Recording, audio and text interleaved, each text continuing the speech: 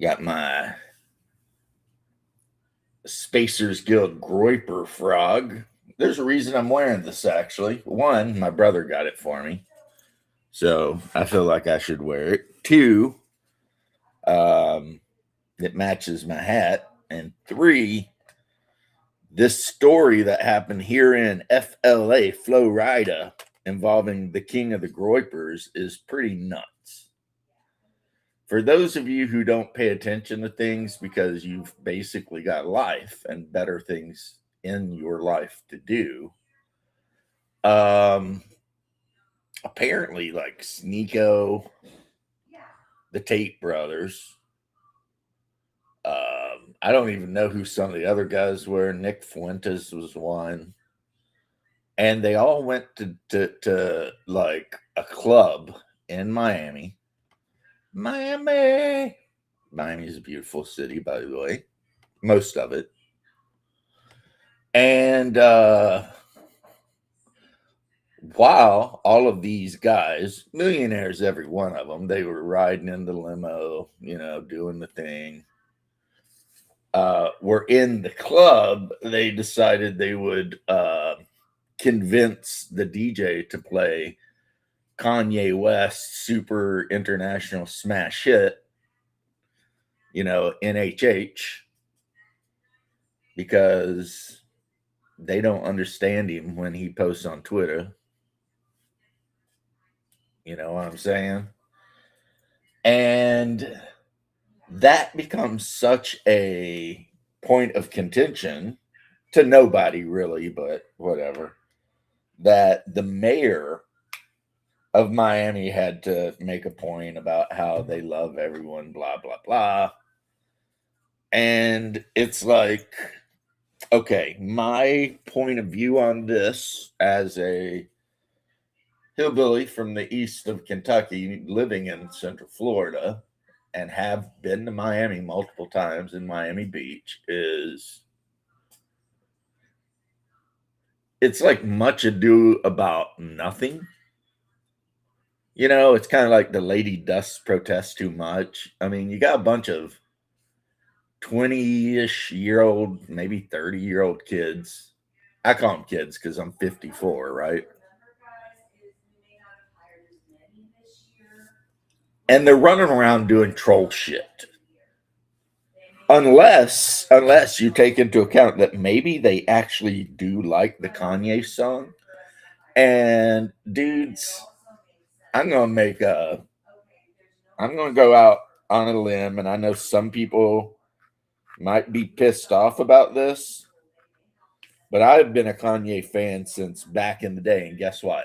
I like the Kanye song. And yes, he uses some pretty heavy terminology in that song. I get it. I get it. A lot of people, I mean, believe me, I was raised Jewish. A lot of people, when they hear that double H, that how, whatever, they get a little bit like antsy in the old pansies because, there's a lot of emotion tied up in that. I don't think the end part, because there's no hard R there. So I mean, you can hear that. I mean, if you listen to like Bobby Shmurda, you're gonna hear that word like 10 times more than you're ever gonna hear it in any Kanye song, including that one, right? But and I actually kind of did a thing about this a while back. I don't know if I deleted the video or not, but if you listen to the video and you like get over the fact that he's dropping some pretty, you know, as we would say, taboo words in the video. Well, DMX is badass. Yeah, DMX is a street soldier. We all know that. I'm pretty sure he passed, and pour one out for DMX. But the thing with Kanye is his song, while being, and also, by the way, hey, Zarathniks, it's good to see you. Peace and love, bro. Always. I hope you're doing great. I miss you. Always will. Always will. But so he says the N word. Big deal. You can hear that in any rap song if you like rap song or any David Allen Cole song if you like old school country. That's another thing. And then he says the HL, but the lyrics, they don't understand me when I say things on Twitter, and I'm a millionaire, but I still can't see my children, and they won't let me see my children. I mean, I'm going to defend Kanye. That is a man who is absolutely dealing with pain, right? And just because he had to say some shit, what's up, Squirrel Hermit? So he said some shit and he went after a particular group or community within America. You know, that shit happens all the time. And I don't mean just going after, the little hat people. I mean everybody gets gone after. I mean, as a matter of fact, as a white European man who's straight and believes in Christ, geez, man. I mean, I'm not whining because, I wouldn't change anything for the world. I love my life, but except for the fact where, like, one of my best friends I always gamed with moved away. That part I didn't like, but I understand because, I mean, he and his woman wanted to go out there and, like, be adventurous and shit. So, you got to support people even when they do stuff that might be inconvenient to you. Yes, not trying to lay any guilt on you, brother. Just saying. I took it hard.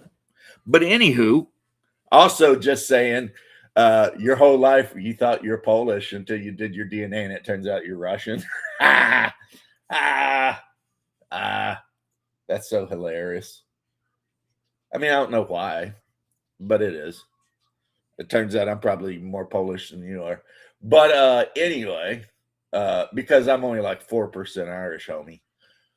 But yeah, I mean, so Kanye's song was designed specifically to raise eyebrows and freak people out. But people were so busy being like blown out about the chorus that they don't listen to what he's saying, man. This guy's bitching about how he's got kids with Kim Kardashian, and even though he's a billionaire, he can't see his kids, and how no matter what he posts, everyone takes it exactly the wrong way. And I mean, see, I'll never know what it's like to be, a black billionaire guy like Kanye West. I'm never going to know that, right? But I've been through divorces and I've had to pay child support. So when Kanye starts talking shit about how they won't, some bitch won't let him see his kids and stuff, I relate because I've been there, and it can make you very angry. It can put a whole spin on you, because it's like you're working hard and you're paying like more than half of your total income to some bitch that cheated on you and was a total whore. And on top of all that, she's not letting you see your little kids. It's like, I don't know, maybe it's my new Christian outlook, but it's like people need to give Kanye a freaking break. You know, the guy's been through some shit. He already wasn't, the sanest dude in the sandbox. We all know that, right? I mean, he already had some issues going on. So he makes a song. I don't have a problem with it, to be brutally honest. To me, it's just an edgy boy making an edgy boy song because he's super frustrated about some shit. At no point do I think Kanye is going to throw on some black Hugo Boss uniforms. Janet, what's up, Janet? How you doing, ma'am? At no point do I think Kanye is getting ready to throw on some black Hugo Boss and start marching around and trying to get, the boys back together for another tour of Europe. I just don't believe it. I think he's an artist. Now, what I do find kind of weird is the fact that the King of the Frogs from Chicago is friends with Kanye West. And the fact that everything I hear about him is that he's like a hardcore Yahtzee. It's like, can you be a hardcore Yahtzee and be friends with Kanye West? I don't know if that's how it works because, when I was a kid, there was some skinheads, and there was no way those guys were going to be friends with anyone who had a darker skin tone than freaking vanilla ice cream. You know what I'm saying? And then he goes to a club in Miami, which, let's be honest, there are a lot of New York Jewish immigrants that live in Miami. I mean, that is just the culture of Miami, and I have no problem with that. You know, you make your money up in New York, you sell your apartment for like millions of dollars, and you know, you buy a little freaking, you know, condo or something in Miami Beach, and you know, you enjoy the weather. You eat at, you know, Moisha's freaking deli, have your pastrami on rye with deli mustard, and bitch about the humidity. That's kind of the thing, right? Yeah, that's what I'm saying. It's like, but not only is he a friend to Diddy, but a couple of days ago they went to Miami. And again, let's look at this list of characters: the Frog King, Nick Fuentes; King of the Groypers, Andrew Tate, Andrew Tate's brother, Sneeko from like Fresh and Fit or whatever the hell he's from. I don't know. One of the other guys from that one of those shows. And they're all in a big limousine together. These 20-ish, maybe early 30-ish year old dudes. You've got two half black Muslims. You've got the Roman Catholic from Chicago. The rest of them, I don't even know what the hell they're into because I don't watch this stuff, generally speaking, until, you know, somebody points it out to me on Instagram. And they go into a hip hop club and they convince the DJ to play Kanye West's latest hit. And people lose their minds. And it's like I said, to me, I have no problem with it at all. And honestly, I think making a big deal out of it is just what they wanted anyway. But I'm going to say this about Nick Fuentes for sure, who apparently is not Mexican. He's actually like Italian or something. I don't know. If he's trying to be racist, he is doing it very wrong. At least as far as I understand people being racist. I mean, I grew up in a place where a lot of people were very racist. You know, like if you weren't straight white, European, whatever, you were not going to have a great time with some of the people I grew up around. Now, luckily, my stepdad stepped in, and him being a New York Jew, that moderated me right out a little bit. Otherwise, I could have easily went right down that same path, you know, with the rest of the guys that I knew growing up in Kentucky. And even as a kid, like Xeranthics was around, and even as a kid, which when I say kid, I mean like 20, I still had some weird beliefs, you know, that some things get in there, you know, they're kind of hard to get out of. You know, you eventually outgrow them. And the next thing I know, like one of my favorite human beings on the planet is a Dominican guy. And, you know, and I'm hanging out with, in Fire Academy, one of my best friends is a dude from the Philippines. And, you know, and it's like, you know, you grow up and you realize you start judging people individually. And I'm wondering if that's what's happening with Nick. Like, because the dude was banned for like a decade plus from everything, right? And now all of a sudden he's hanging out with all these dudes that apparently agree with him, but they're not white people. And I'm wondering if he's getting over the whole like ethnocentric part of his character arc and moving to a more we agree on certain political things character arc. So we're all going to clump up, even though we're from different backgrounds. I don't know. The only reason I brought the story up, guys, is because it happened in Florida, and I thought it was funny because I was just like, "Oh my god!" So all these dudes came from all over the world. The last time I heard anything about Andrew Tate, I thought he lived in Romania. So all these dudes come to Florida, get them a big, nice limo, and just ride around Florida, go to clubs and do some stuff. And it's like, I guess it's interesting and kind of like a what the F is going on sort of way, but yeah, yeah. Well, Nick was the one. No, I think it was Diddy. Diddy wanted to meet with Trump because Trump somehow is oh, you sent the video? Yeah, somehow Trump seems to be like down with a lot of rappers. Like a lot of dudes that like come up in the old school rap game, they like Trump. And I think it's probably because he's from Queens, New York. He lived right down the street from where Fitty got his, perforations with the 9mm. I mean, he come up in the neighborhood and then become, basically. I mean, there was a time when Trump was the thing you thought of when you thought of New York. I mean, like when me and my dad went to Queens, it was like, I mean, where he grew up, everybody was like, Trump grew up here. This is a big deal. It's like, and then, people started hating him. But I'll tell you what, behind the scenes, I think a lot of the rap guys, they still like him, especially the East Side rap guys, the guys from New York and whatever. He had a party for the Obamas and the Bidens. Well, I mean, but I would defend him on that. First and foremost, Kanye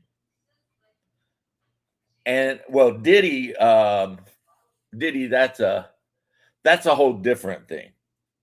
That's a whole different thing. Yeah, we're talking about a different thing. I'm not a big supporter of the Diddy thing because of, the whole 80 gallons of medicated lubricants and stuff. It's like, yeah, look, I'm not going to sit here and act like I'm a super innocent man or that I haven't done some like wild perverted shit in my life, but none of it involved like, the weird shit they were into. You know what I mean? Like there was a time before I become very religious where if I dated a chick and she wanted to, mess around with a little bit of butt play, I might be like down for it because, whatever. I actually dated a woman who claimed that was the only way she could reach orgasm, which was kind of like, yeah, but whatever. I mean, you guys know me. I'll tell you every single thing about my life. I don't care, right? But when you start getting involved with kids and beating your wife all the time and shit like that, that's when it's like, yeah, this shit has gone too far, right?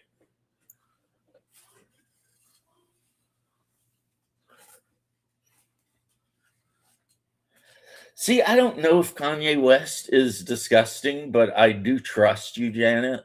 And I do know that you know a lot more about a lot of things than I do. So if you say that Kanye West was a disgusting guy, I'm going to be like, well, okay. Okay. I mean, like I said, I know he's into some weird shit, like being married to freaking. I'll tell you guys right now, I have married some dirty, filthy whores.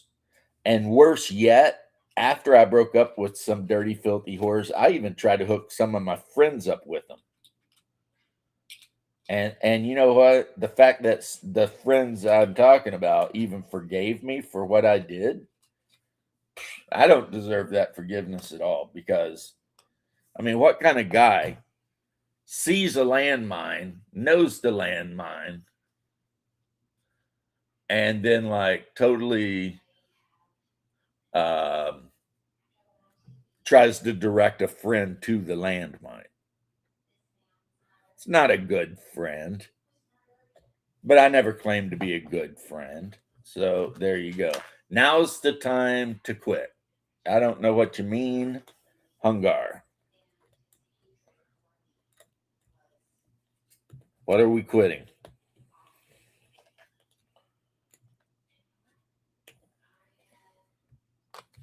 See, see, I know that my brother, Hungar, whom I love, is probably the last person on the planet that should be giving anybody moral lessons. Watch the video. He is a huge narcissist. Well, of course he is. That's what I said. We all know Kanye had problems. You know, I remember like what 20 years ago when he was talking about if they wrote the Bible now, you know, he'd be in it as like one of the prophets or something. But Man of War, I know Man of War. I mean, but you know, this isn't about rappers. This is about a bunch of kids uh convincing a DJ in a nightclub in Miami to play Kanye West's song, you know, the NHH song, and those kids being, you know, the Tates, Sneeko, I think a guy from Fresh and Fit, I don't know, Nick Fuentes, they're all hanging out together. And apparently that event was such a huge deal that the mayor of Miami had to have opinions about it.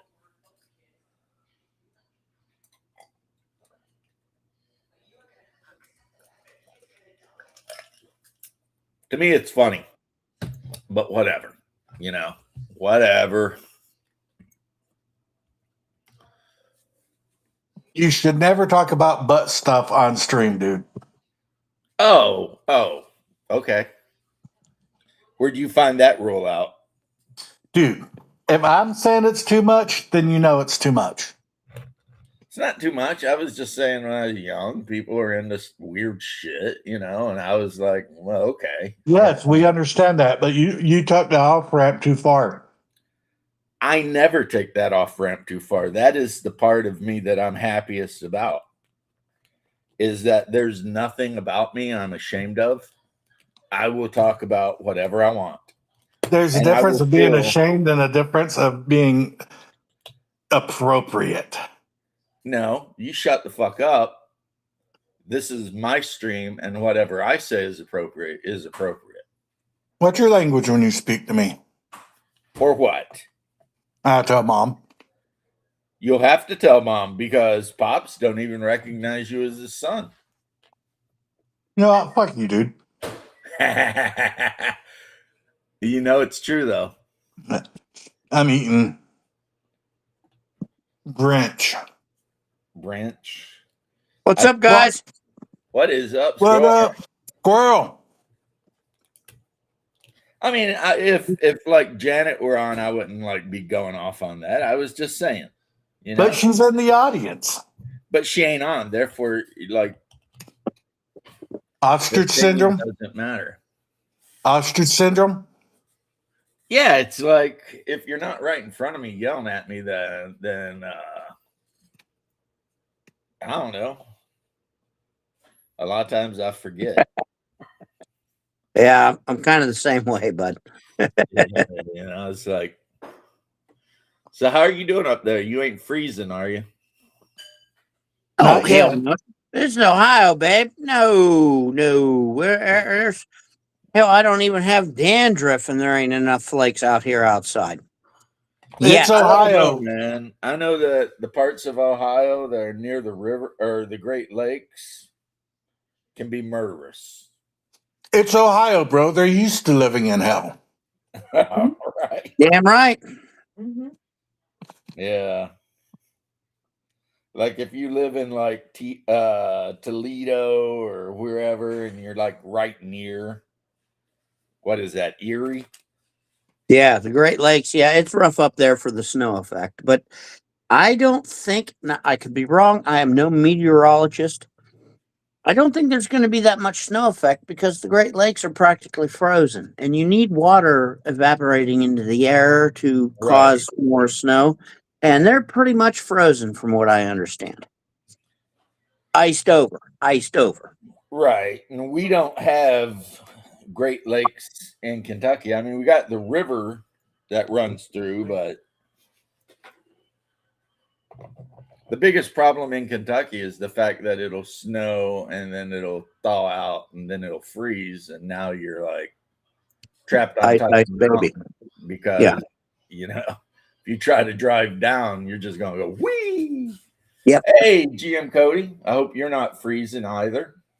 Hi, We Cody. had 3 days in a row of freezing temperatures in Orlando. Yes. That My family lives down there in Florida. Yes. Oh, yeah. You guys are chilly. is like all the way down to like Port Lucie or Port St. Lucie, which is pretty far down. I was talking to my doctor this morning, and he said that you don't think we'll get a lot of snow here, but we will get a lot of ice. Yeah, that's typical. Snow, ice, or rain, then ice. I mean, it is what it is.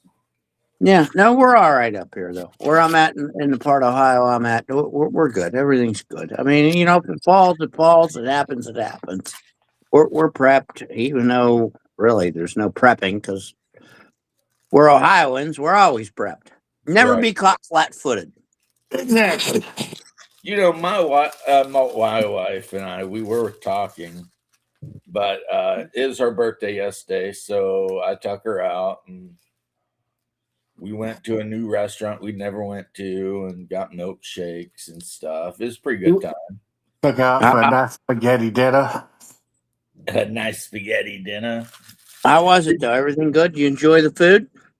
I really did. We went to this hipster restaurant that my buddy Tony's always like building up. God. He's always like, you need to go there, man. It's like the best. And it really is a hipster restaurant.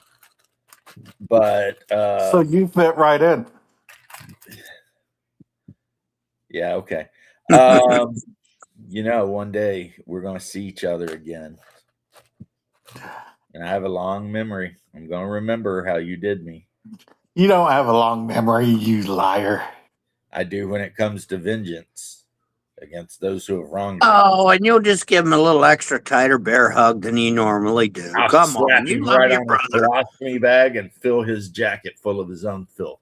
Vengeance is mine, saith the Lord. Yeah, well, I am the hand of the Lord. How about that? You are not your brother's keeper. My brother's making weeper. So Nice. what did you have? What was the main course? What was the main course? She ordered steak with some kind of mushroom gravy and fried potatoes and. Where did you go? Fire. The Fire. Oh, that place is great. That's solid. What did you have, James? What did you have? What was your main course? Blackened chicken pasta with cream sauce. Blackened chicken pasta with the creme sauce. Nice, nice. Well, because I like the blackened chicken or blackened shrimp pasta. When Zarathniks was down, one of the things we would do is we would meet at the comic shop. He would whip my ass really bad at like Warhammer. Because let's be honest, the undead were OP as shit, and I was playing one of the worst armies in the game. But I'm never going to give up on the Dark Elves. I don't give a shit. You liked what you liked, but yeah, okay. Right. No, that sounds like good meal. And then we would go to Red Lobster, and a lot of times he would order something very healthy and James would order the Admiral's Feast. No, actually, I got where I started ordering like blackened shrimp pasta. Yeah, I know. When we went there, you got the Admiral's Feast. Is Zarathix who I think he is? Yes. Hungar, I'm with you. Hungar, I'm with you. The Admiral's Feast, chef's kiss. As far as Red Lobster, greatest. Yeah, but see, the thing is, I noticed it go down restaurant delish. Right, but it went down in quality so much. Oh my God, it went through the toilet. I ain't been there in years. It went through the toilet. Red Lobster's back up. When we first started hanging out there, the Admiral's Feast was the freaking bomb. It was like $25, but man, they brought a platter and it had like. No, the Red Lobsters brought their game back up. They went from almost bankrupt to another top restaurant again. Yeah, they're trying. I've heard that. Actually, no, Zadrock and I, we went. How long ago? Last summer we went, and you know what? It's a slow climb. They're getting up there, but they're not the way it used to be. And I'm not saying this out of nostalgia. They're getting there, Yeah. but it's going to be a hard climb, brother. It's going to be a hard climb. And Yeah, what up, Ratnick and I Zatharax? would go. The ethics We would and order our food. I would chat up the frickin' waitress because that's something I always do. And then we would either head back to my house and play Magic the Gathering for a while until you got tired and went home. Or we would split from there, you know. And this was something we did like every week or every other week. So for the Nice. longest time, he was like my compadre in crime, you know. Yeah. Show up, paint miniatures, bullshit around, talk shit, play games, mostly me lose. Actually, I don't think I ever won. I mean, I won Magic games. No, I won one game of 40K, but I played the most cheaty bullshit army on you could. so now you know how I feel when I play against you, you bastard. Well, I mean, Baltech, you got to expect it, though. You know what? No, if you're playing against me at Baltech at 3025 Tech, you got to know. I already know every mech that is the most effective and efficient at every weight class, and I'm coming. You know what I'm saying? And I I'm am breathing coming across heavy. that field with my grasshopper, my T-bolt, my freaking whatever, and it's going to be bad. I did win at Magic quite a bit. When I'd get lucky, I'd win at Magic, unless he would break out his like white weenie deck or some shit, and then it'd just be like, brah. But one time I beat him really bad at 40K. I don't know if Zarathnix remembers this, but I was playing Blood Angels, and I had like everyone cut down to a 5-man squad, Assault Marines, but without jump packs. So you save a lot of points like that, right? And instead mounted in rhinos, and every rhino having twin-linked assault cannons, and then a whole platoon of freaking 3 bow predators with nothing but assault cannons. And you know, it was like everything that I had land speeders with assault cannons, you know, and it was like everything that the Blood Angels could take that could take assault cannons, I had like tons of. And rhinos, he said. And a couple of rhinos with some 10-man squads to hold positions. And he was playing Dark Eldar, which are usually just an absolute beast to deal with, right? But the problem was back in that set, assault cannons got like so many dice worth of attacks, and you got to re-roll misses for your twin-linked ones. And if you rolled a 6, it was like AP1. So whatever your armor value was, yeah, just pretend like you don't even have armor, right? You're just effed. And his poor dark elves were just hiding in the woods and hiding in the rubble and trying to survive. But every time it was my turn to attack, I was rolling like 300 dice just because of all these freaking rapid fire assault cannons that got like 6 attacks each or some shit. and I mean, I never played that army after that, but that was an effed up army. You know what I mean? That definitely was like, hey, let's take the absolute most effective bullshit that the Blood Angels can have, and let's just make the whole army out of nothing but that. Yeah, that just seems like good strategy. I mean, it is a powerful army, I'll tell you that. It is a powerful army. I'm 30 minutes out south of Knoxville, if you were wondering. Yeah, I think I told him you were somewhere in, but I think he might be further east, like a bit further east. But that was a game I definitely definitively won. But the vast majority of 40K games he and I played, he won. And all of the fantasy games were like, yeah, forget about it, you know, because forget about it. Like I would charge his Blood Knights with a 10-man unit of like Cold One Knights, and his Blood Knights would just be like, yeah, die. And I'm like, really? That's how it's gonna go? Really? All right. Forget about it. I stopped even fielding Cold One Knights as much as I love the models. You should have just stopped fielding Dark Eldar. No, because I'll tell you what, Dark Riders with repeating crossbows are monsters. Because they move so fast, they're always to your flank or your rear, shooting you. And then if you break the unit in a combat, say with a big charge of spearmen or something like that, when they try to run, the Dark Riders are there. So instead of being able to run, they just get destroyed instantly because they What get up, caught Vic? between two units and crushed. So I mean, the Dark Eldar or Dark Elves, they had their good units. I just wasn't a Did very Vic great freeze? player. How you doing, Vic? Oh, a little cold up here. Went outside, tried to start the semi truck today, and said, "No, it'll wait till Monday." Hey, 2 hours is only an hour drive for each of us, buddy. Yeah. Um, I know when I was stationed. Where were we at? It was really cold. We had to get out and start the Bradleys up like every hour. Yeah, I fought my truck on Monday for 4.5 hours to try to get it started, and I said that's enough of that. Tuesday I went back; it was 10 degrees warmer outside. She started up after an hour, so I mean, at negative whatever it's going to be this weekend. I think it's going to be negative 16 tomorrow here in Minnesota. It'll take Well, me I mean, all day.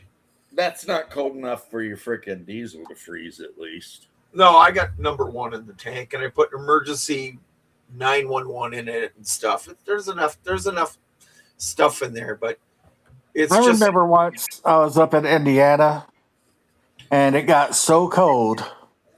I went to unlock my truck and I had to take a hand torch to the lock oh yeah. on the door of my truck to be able to just get my key.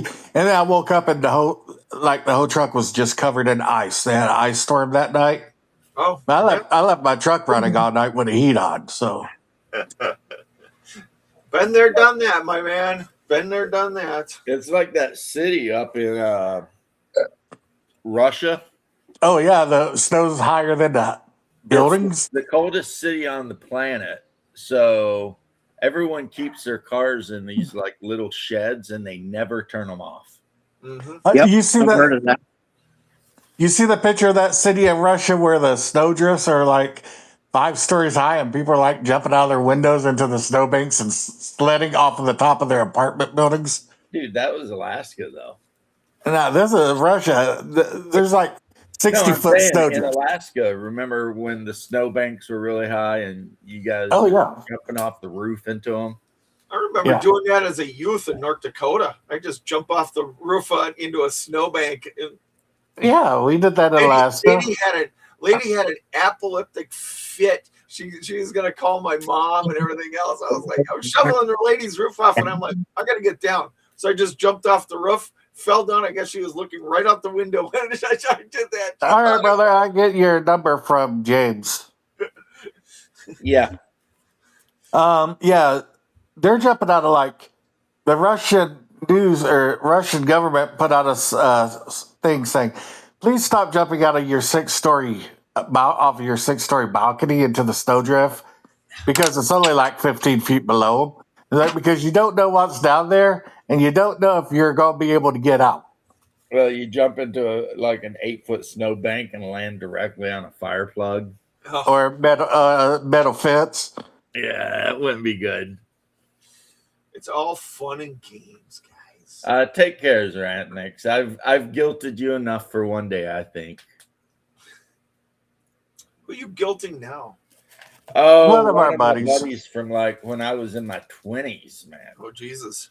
Yeah, we've known this guy for 25 years. At least. We used to go. This dude, we went to a goth club once, and between him and my other bro, Edgita, well, no, not Edgita, it was Edgar, Big Edgar. They were buying me these drinks called liquid heroin. Yeah, I remember you telling me about that. I was so freaking lit, man. Because a liquid heroin, they served them in solo cups, right? And it was like 5 shots. It was Bacardi 151. It was Jägermeister, Goldschlager, Rumpelminz, and something else really thick that would make you throw up. And I like drink 5 of them.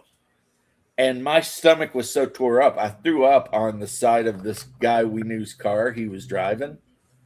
And my vomit literally changed the color of the paint where it hit. Well, It yeah, like all that dissolved booze, all the that paint. strong booze and stomach acid. Heck yeah. I You probably mean, removed paint off the walls inside your house with that.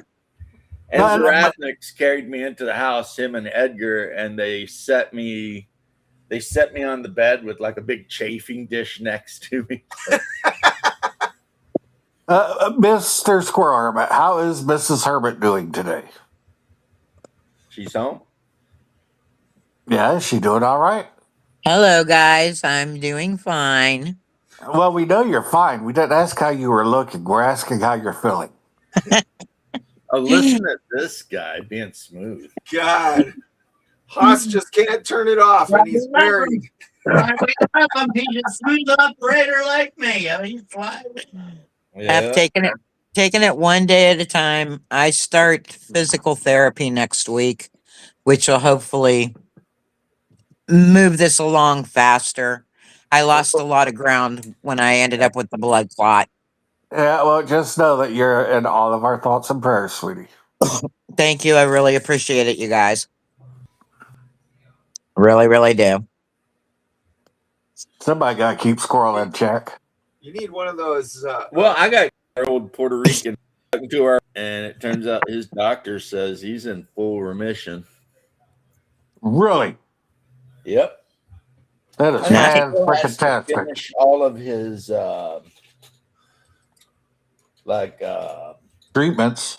all of his treatments. He's got to finish his whole round of chemotherapy and everything, but he's in remission, so they're feeling pretty good about life. Well, hell yeah. Lost all of his hair.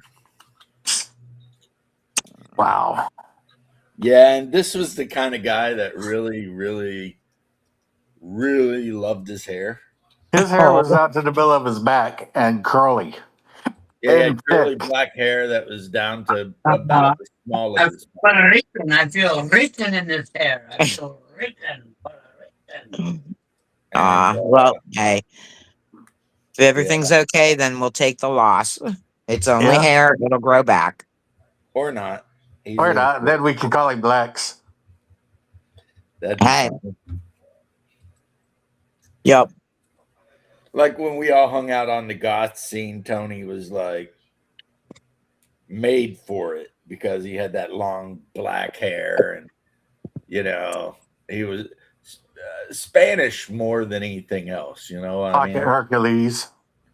And he's little, but he worked out a lot, so good guy. I mean, we lived with him for a long time. We were roommates. Yeah, for like ever. That's Yeah, good. he's a good guy. Oh, did you see what I sent a picture of to you? Yes. Yes, I You did. didn't send no picture to me. What are you talking Oh, well, about? I'll tell you, Squirrel. I ordered I gotta 2 razz jars. ya. I ordered 2 jars of really kind of high-end kimchi, Mmm. like all natural kimchi. Yeah. It's vegan, so it's got no seafood or fish in it, and it's 4 out of 5 hot. Well, that's fine. No, you don't need no. I mean, yeah, the kimchi should have a little seafood, little fish, but okay, you can add that to what you want to cook with. Well, what I'm Kimchi's going to great. do is I'm going to take a nice chop stick full and dump it in the middle of my freaking ramen Yes. with an egg and whatever else I put in there. I've Yeah, turned the ham, the into, beef, whatever. Yeah. yeah, I I've love kind kimchi. of, and I blame my brother for this, but I have turned into a ramen weeb. You know what I mean? I'm talking like grilled pork Yes. and all the shit. Ramen. The only proper ramen is not just. All right, I'm going to say generic, out of the cup, out of the bag, or whatever. You have to add a little more. The noodles and whatever flavors they put in that bag or cup or whatever. That's the base. You Right. need to Yeah. add more to it. It's like jarred pasta sauce. Yeah, it's the beginning of the pasta sauce, but you got to add stuff to it. That's same with ramen. When I make ramen, see, I made ramen over at James's house, and he's like, "What you eat?" I was like, "Ramen." He's like, "That ain't ramen." I'm like, "Yeah, it is." He's like, Yeah, "Dang." it is. So now I'll go in the fridge, and if we've got carrots, I'll like julienne carrots. I'll throw a little Mhm. onion in. If we've got like, sometimes my wife will buy just bags of fresh spinach. I'll throw a handful of spinach in there. I Yeah, want to. Have any of you guys tried the ramen is like a dehydrated? base, like as I said, like a broth. It's a base with noodles. Right. Have Well, any? and plus, I order the low carb, high protein ramen noodles Yahtzee. so that I'm not carving myself up all the time. Have any of you guys tried the dehydrated vegetable stuff that you could throw in there into the ramen when you're cooking? The only like dehydrated vegetable stuff that I have is I have fish flakes, but that's for making miso soup, and I have uh, the dehydrated Shiitakes. yeah, the kelp that's Yeah, in like strips and it's dehydrated. combo. See, Yeah, because I you're know what supposed you're to put talking like about. one of those in at the side. I know what you're talking about, Vic. The Robin Topper stuff that they sell, and Yeah, I tried that. It's yeah, all right, but I'd rather just like you know put fresh stuff in my ramen. I See, would too. I'm But such a hillbilly. My favorite thing to put in my ramen is Hot once dogs. it's going really good, is I'll crack a couple of eggs right in Oh the Yeah. yeah, middle of the broth Oh, dude, you and crack just them let eggs them when the just water's sit in there boiling and you stir them up. I know. I poach my eggs in my ramen broth, Yeah, I poach them. and then I Which is stir a them pain in up, and the ass it's because just later creamy. you got to like chop them up after they're already cooked so that you're not just eating a whole clump of an egg. But Oh, I will eat a whole plump of an egg. I know. I you love are a egg. whole clump of an egg. You know, Like I you I, like, guys, I I don't know if always, you can even see it. Do I need to move my head? You see that red thing like directly behind me? yeah, that's ramen. That is the healthy ramen that they tell you can buy, that's like full of fiber and protein and whatever. And huh, that one is actually spicy kimchi flavor. So when I cook that up, I'll just throw, a good scoop of and the kimchi I bought is the actual probiotic kimchi. So Kimchi like is so when I good got for it, you. it's in the jar like it was like jarred like by my grandma, right? And the top of the jar is bulging up. And the directions are like refrigerate for a couple of days before you open because the refrigeration will kill the fermentation so that, you know, the pressure will die down and you can just open it like normal. I love kimchi. Which It's so I'm good used for to you. that because I used to actually brew ginger beer. And I had the bottles with the metal caps that you pop down. It's ceramic, but and yeah, you keep them out on the counter for like 4 days, and the pressure in those things. Well, first off, I'd brew it in a giant gallon with a gas release valve, and then you carefully siphon it to the bottles, and then you can leave it out in the bottles for a while. If you want it stronger, like we're talking like I don't know, 4.4 alcohol per volume, like a beer. Oh, brother, I'm Or gonna bounce. or you stick it in the fridge, and as soon as you put it in the fridge, the fermentation dies, and then it's just ready for like me. I like to drink it straight because I like that really strong bite of ginger. And the longer you let it ferment, the less sugar that is in it, Yeah. right? I, But another thing I love is to bust out my copper cup set, throw it in the freezer for a couple hours, and then, you know, throw some ginger beer in there and then some Tito's vodka or something in there and give it a little bit uh, of sir. Ginger beer, babe. That's better than ginger ale. All And right, then brother. you, I'm and then, I'm out. all right, catch you in a little bit. Love you. Love you, man. Love you. Love you, Squirrel. Vic, I tolerate you sometimes, buddy. All right. See you Not later. me. I'm Vic going is to take the a only nap. person that has ever got me thinking about actually going to the north. Oh, Vic is awesome. You're coming up to Dave Con, and that's all there is to it, you I'm bastard. telling you, you're the only one that has ever made me think crossing the Mason Dixon might be a good idea. Oh, Get thanks, bud. you in games with Frank Metzer, with all those guys, and Hanging out with Gygax's hot daughter, because she's still a good looking woman. I'll tell you that. Donna was Ernie's wife. Oh yeah, I mean, even though she's probably older than me, she's still not a bad looking woman. Oh, I'll tell you. Donna's a great Yeah. woman. So, yeah, you have definitely made me consider abandoning Florida for a weekend and going to the Great White North. You should. I should. I mean, I'm retired. I've got a little bit of money and savings. This is when I should be going and doing weird shit. Hit some Midwestern cons, bud. You know what the problem though is? And any doctor will tell you this, like it's like if you stay at home too long, it becomes a habit. Yeah, well, your wife's already said she's going to drive you to the airport. So She already said she will drive my ass straight to the Yeah. airport, drop me off. You got to break the norm. You got to exercise. get up, and get your per butt up se. here. We'll get you in so many games. You're going to be walking back to your hotel room or sleeping right there in your chair. Just You gotta get out and move about, bud. You got to get out and move about, bud. I love you, man. Come on, get out and move about. I work out around the house, believe it or not. I got my kettlebells over here. Yeah, around the house. Now do it up where here it's snowing. Do your kettlebells out where it's snowing in 6 inches of snow. Get out and about, babe. Hey, you're not wrong.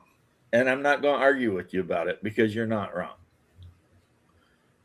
And plus, I love snow. Come see the rest of us, babe. Come on, get out of that Floridian. I love you, dude. Come on, get out and about. I know. I absolutely actually despise Florida. I only lived here because I had a good job and everything and friends and whatever. No shame in that game. And now that I've retired and shit, man. Time to scat. Last night I literally dreamed of stripping down to my underwear in Kentucky and just rolling in the snow on the mountain. Why ain't you done it yet? I told the You've been girlfriend retired the other day. I told her I was going to make myself a cowboy hot tub out in the yard when we moved down to Florida, and she looked at me like, "You're going to what?" I said, "I'm going to make me a cowboy hot tub, with the copper coils and the fire underneath it." I said, "Yep, that's what I'm going to make. I'm going to have a cowboy hot tub, and I'm going to walk out there buck ass naked." And she just started.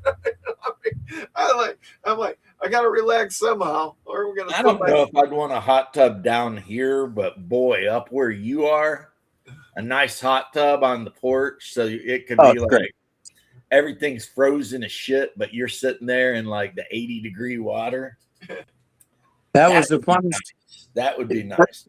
For a brief moment. When I go to Kentucky, for real, I am going to build a banya in the back of the house, which, a steam room.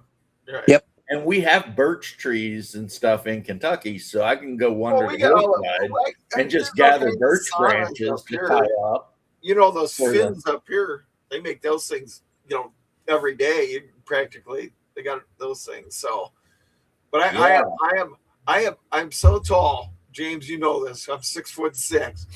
Finding a bathtub I can fully soak my body into, you know what I mean, after a long day of work is. Well, that's a special order. Yeah. See, I haven't bathed in so long as far as bathtub. Yeah. I'm a shower guy, and this house we bought, it has basically in the bathroom, there's like another bathroom, but it's made out of glass. So you walk in our bathroom, and all of a sudden there's like another room in there, but it's glass, right? And that's where the shower heads are.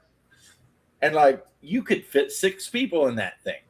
Yeah. So me and my wife, like we've got this gigantic tub that's literally made for geriatrics. It's got like the buttons where you can push and do all the Yeah.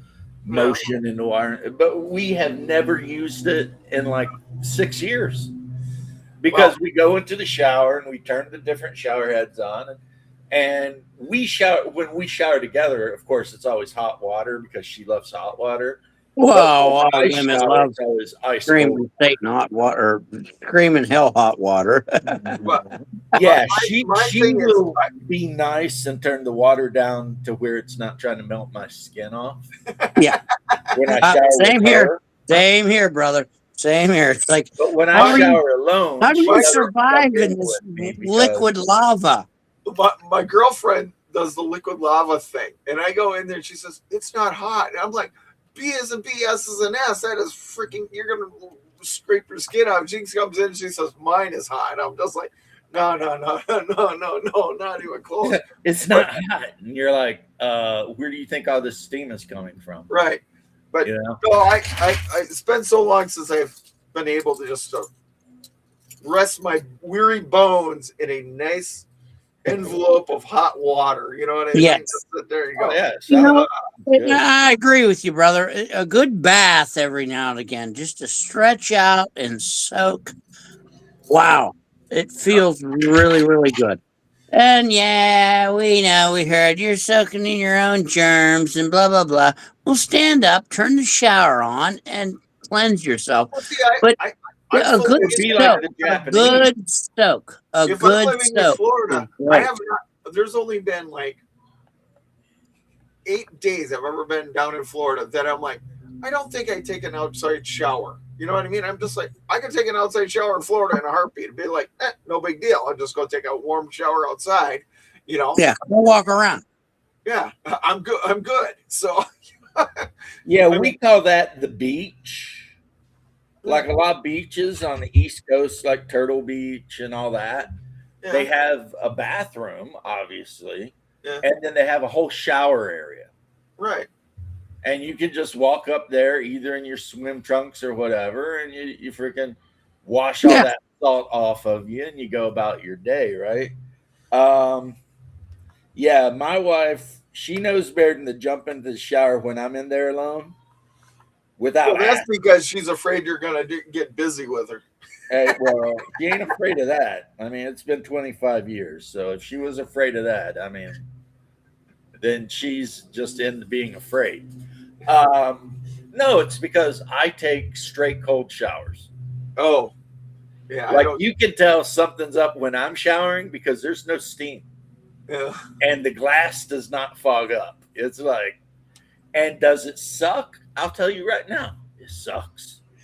well, But then when I get out of the shower and I towel off, I feel so good. I'm just like, I'm ready to take on the day, and it's like, but when I take a warm shower, I get out of the shower, I want to go take a nap, you oh, know? But I've always been addicted to cold. Even though I live in Florida, I I don't know. am most at home Yeah, on a if I take a warm mountainside shower, surrounded by snow. I can be asleep in half an hour, unless it's in the morning. If I take a warm shower at night, I will. It's called wind down time for me. It's just like, nope, my body's all relaxed. I can go and read the book for 10 minutes and I'm done. Just complete. Don't wake me up for 7 to 8 hours. I'm fine. That's it. That's So me, man. I take the shower, I lay down in the bed, I put on fucking Event Horizon because I'm unimaginative, and then I start reading whatever PDFs I've got, and then when I know I'm getting really sleepy, I close the computer and put it on the nightstand, and then boom, out. I got the inevitable beauty mask. You know those black silk masks that you put over your eyes. Oh, The nice. reason I Yeah. have to do that is my girlfriend's like up down doing this stuff. She's doing all kinds of nonsense before her bed, and I'm just like, she looks at me and says, "How can you do that? 11 o'clock at night, you put on your mask, and within 2 minutes you're done. You're out. Can't talk. You can't do anything." Well, You know, I know you're Italian, but you probably also got some Scandinavian, being from Minnesota. no Scandinavians. No Scandinavian for you. My wife, she can climb into the bed, and if I just let her climb in and cover up, that chick will be snoring in like 2 minutes. Sometimes it is so annoying Uh-huh. because I'm laying there staring at the ceiling. My brain's just going and going and going. Okay, you're the She's like, I oddball. love you, baby. And she gets up and, and I'm just like, how do you do that? And that you're the oddball then, James, because yeah, I've never met a man yet that couldn't just put his head down and he's out cold, and I'm sacrificing myself to the gods to go to sleep. Well, I'll tell you something, and please don't take this as me being cruder or crasser than I normally would.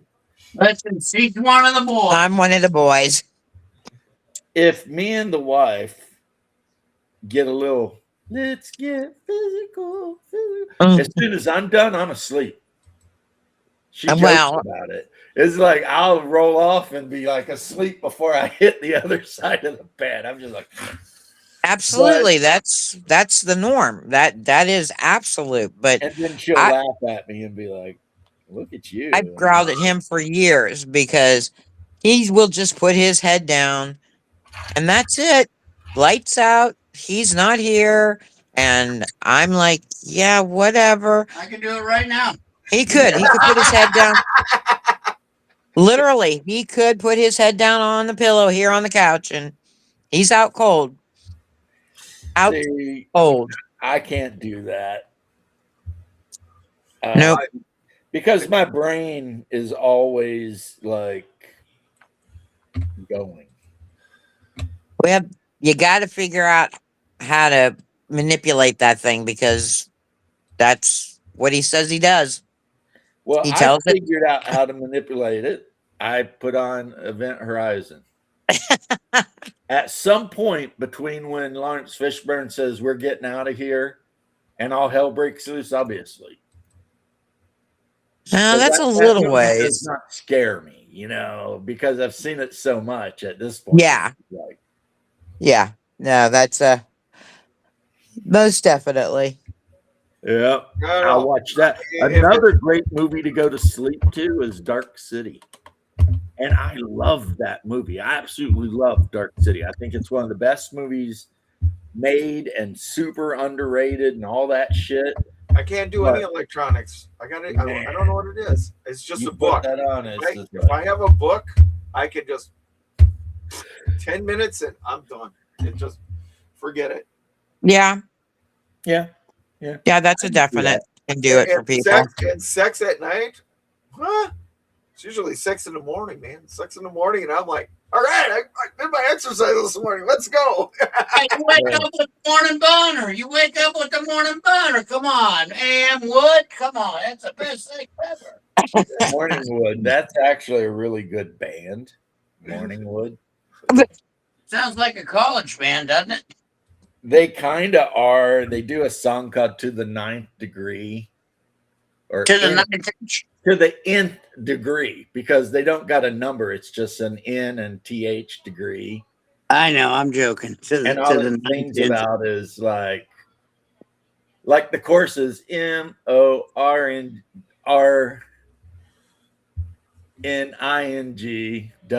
MORNINGWOOD to the ninth degree or some shit. It's got a female singer, and they're just like going off. It's super hilarious. It's a fun song. When you rock and roll disco heavy metal angel to the ninth degree. And then they tried to like be every kind of music. So there's one where it's Morningwood but in German, and they're like talking about like being like a German oompa band, like a polka band. And then there's the heavy metal Morningwood and the punk rock Morningwood, and all the different genres of music, but it's all just them singing about Morningwood. The polka. Gotta love the polka. That's it. I tell you, the song that'll get you some stairs in the wrong group is freaking oh man, now I gotta think of the name of it. Oh, here we go. There's Bear. Bear Uh-oh. probably knows the song too. Why, Oh Vic? Lord, Why? there's this Why, guy. why do you fucking choose violence as your first option with me, Vic? Why? I didn't say, uh-oh, here's Here we go. Here we go. Here comes trouble. I said that. I said that. No, it was more like, uh-oh, the boss is here. Not at all. Stop your Now nonsense. we It's got okay. You guys Harry. can choose all the violence you like. One day I'll deliver it, and you'll be like, "Well, that was a fucking mistake. What were we thinking?" Oh, well, that was a that's if mosquito you bite. ever come out of the Great White North there.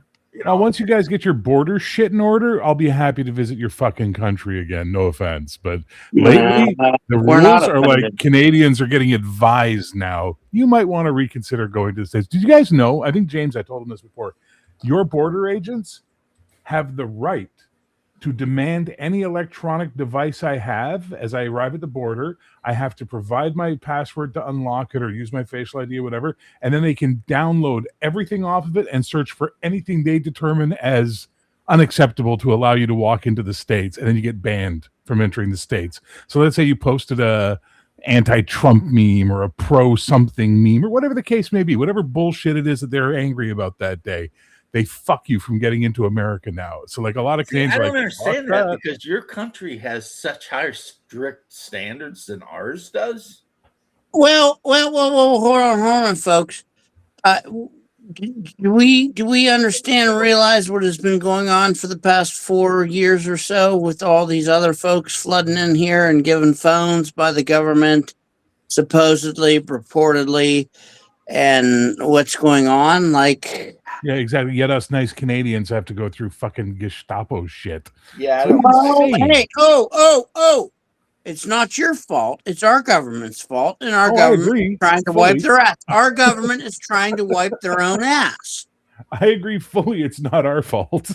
Well, I mean, wipe their own ass. I don't know who else you expect to wipe your ass, if not you. But Go. I don't like. You can't hold it against, they're trying to mop up the mess that was made from the last administration, 5 administrations. Yeah, but it wasn't They're the trying to wipe their Canadians. ass. I miss the good old days when you visited Detroit specifically so you could go to Canada. It's the good old days when you could smoke a fucking cigarette on a goddamn airplane. I miss the good old days when you could cross the border literally with any piece of government issued ID. Like I've never had a driver's license. Never had a fucking driver's license in my life, right? Would go to the States, across the border, say at Bellingham, at Point Roberts, whatever it is. And the guy asked for ID. I hand him my security license, has my picture. It's government issued. He's like, yeah, all right, go on. Right, go on. Welcome to America, Exactly. See, and that's what's so weird is those were the days when Canada and America were practically one country. Yep. And now people are talking about wanting parts of Canada to be part of America, but we're making it harder. No, I we're don't not know. doing Now anything, that man. Guys, I got pulled over by Can ICE. we all get along? I got pulled over by ICE, No, guys. apparently not. They're making a lot of hay out of nothing. Let's ICE? Sorry, hang on. What are you referring to? Wait, so you got pulled over by ICE, and who's making a lot of hay out of nothing? the people are making it so difficult on themselves. I got pulled over by ICE, pulled out my driver's license, handed it to the guy. He looked at it, handed it back. The interaction took less than 10 seconds, and I was on my way. I mean, come on. It's not that big of a All right, deal. but hang on. Slow down for a second, Vic. You're a white guy from Minnesota. Yeah, and that's why I was going to bring this up. There's a video. And it starts out with I'm a dark-skinned Mexican man. And that means I am under threat of being pulled over by ICE at any minute. And he lived in Minnesota, the guy. And No shit. And he starts out the one way, right? And he says, and if ICE pulls me over, and he's acting like he's going to be angry, he said, I am going to comply with all orders and hand them my ID and tell them I am an American citizen. And then when they look at it, they're going to let me go. And I'm going to go on about my way because that's what you do. But that I agree with. But see, and this dude was a Mexican, like obviously, like you would think you'd find him standing out in front of a Home Depot. Guys, But he was like, no. He's like, they get the ID. If they want the insurance card, they can get that too. And guys, then I was when at they a truck look and stop. they're like, They yeah, were this guy getting was born in America. everybody. They were carding everybody at the truck stop. All the drivers. They were just going around asking. I hand him my ID. He looks at it. He hands it right back to me. It's no Well, big they've had issues with the truckers being Listen, like, brother. As far as a a lot truck of driver, fraud I with the truck think drivers. be aware. You might know of. I'm sure all of us are aware of. There are the Russian, Ukrainian, the white Yeah, that's looking the truck problem drivers with that are illegal. right. So you There's can't blame Russians. them. There's You can't blame them. Ukrainians. Like, hey, oh, you're That is what I was going to Serbians, say. People want to make it a race thing. Well, guess who the guys scamming the trucking industry are? Slavs. Well, but I do want to ask a question, and this is as a Canadian who doesn't understand your country sometimes, because you guys get real weird with what your freedoms are versus what your freedoms aren't. I thought you were allowed as an American citizen, unless you were under reasonable suspicion of a crime, to deny providing identification to officers. You You don't can, have to. we You're not are, we lawfully are, ordered we to. are, we absolutely are. It makes let's it, stop and let me that's explain this to that's you.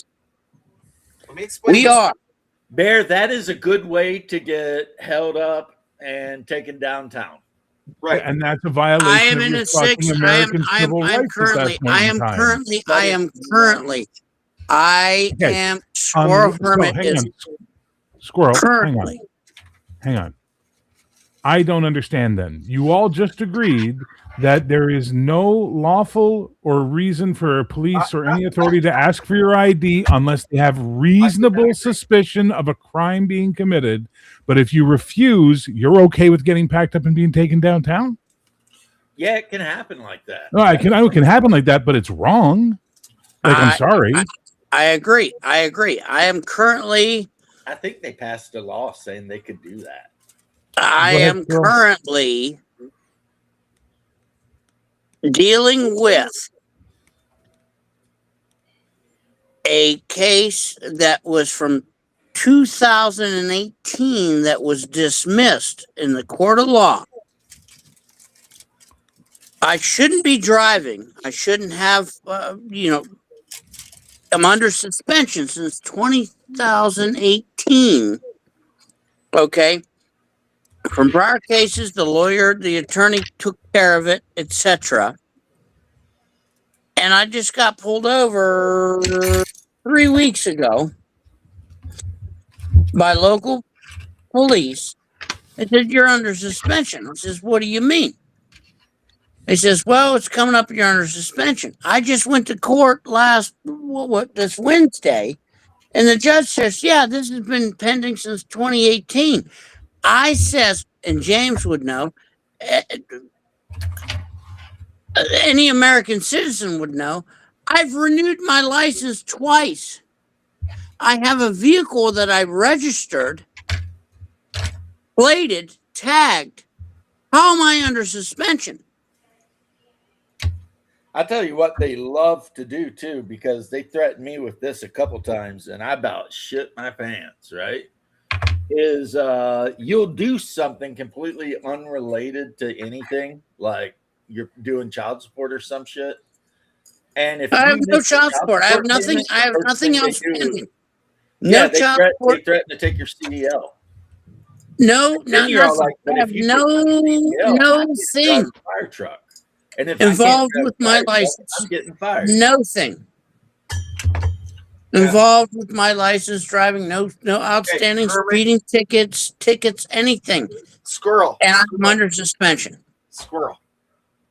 I went to court once, got my license back. A bunch of bullshit surrounding it because they said I didn't have insurance, which is bullshit at the time. I had insurance. I had sent it in. I mailed it into the court. They didn't get it. I got pulled over 3 months later. I said I was underneath suspension. I'm like, Your Honor, I mailed this in. Here's the date. Here's the thing. It was signed. I even had a delivery thing signed by the courts that they got the damn paperwork. Right. They didn't tell the DMV. The courts didn't call the DMV. I walked right up to the judge, and it was the day after I got this ticket. And And I walked up to the judge the next day because I'm like, well, this is bullshit. I want this handled. And it was after everybody else went in there, and he says, anything else to handle in court? And I said, yes. I walked up there, handed him this stuff. He looks at it and goes, what the hell is wrong with this court? I mean, he turned to the clerk and he said, this is supposed to have been done months ago. He shouldn't be here. I'm suspending this ticket. I'm doing this. I'm doing that. And he says, here is, and I want you to stay right here. And I'm going to have the clerk of court write you a letter. They wrote me a letter right then and there. And I drove it down to the Minnesota Department of DMV and handed it in. And they go, oh, well, we didn't know. And that is a thing. That is a thing.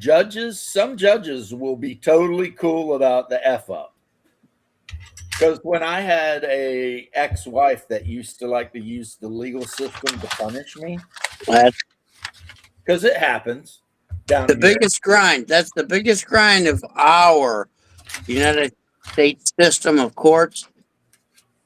They yeah, are she was unaccountable. constantly They are calling. held unaccountable for their mistakes.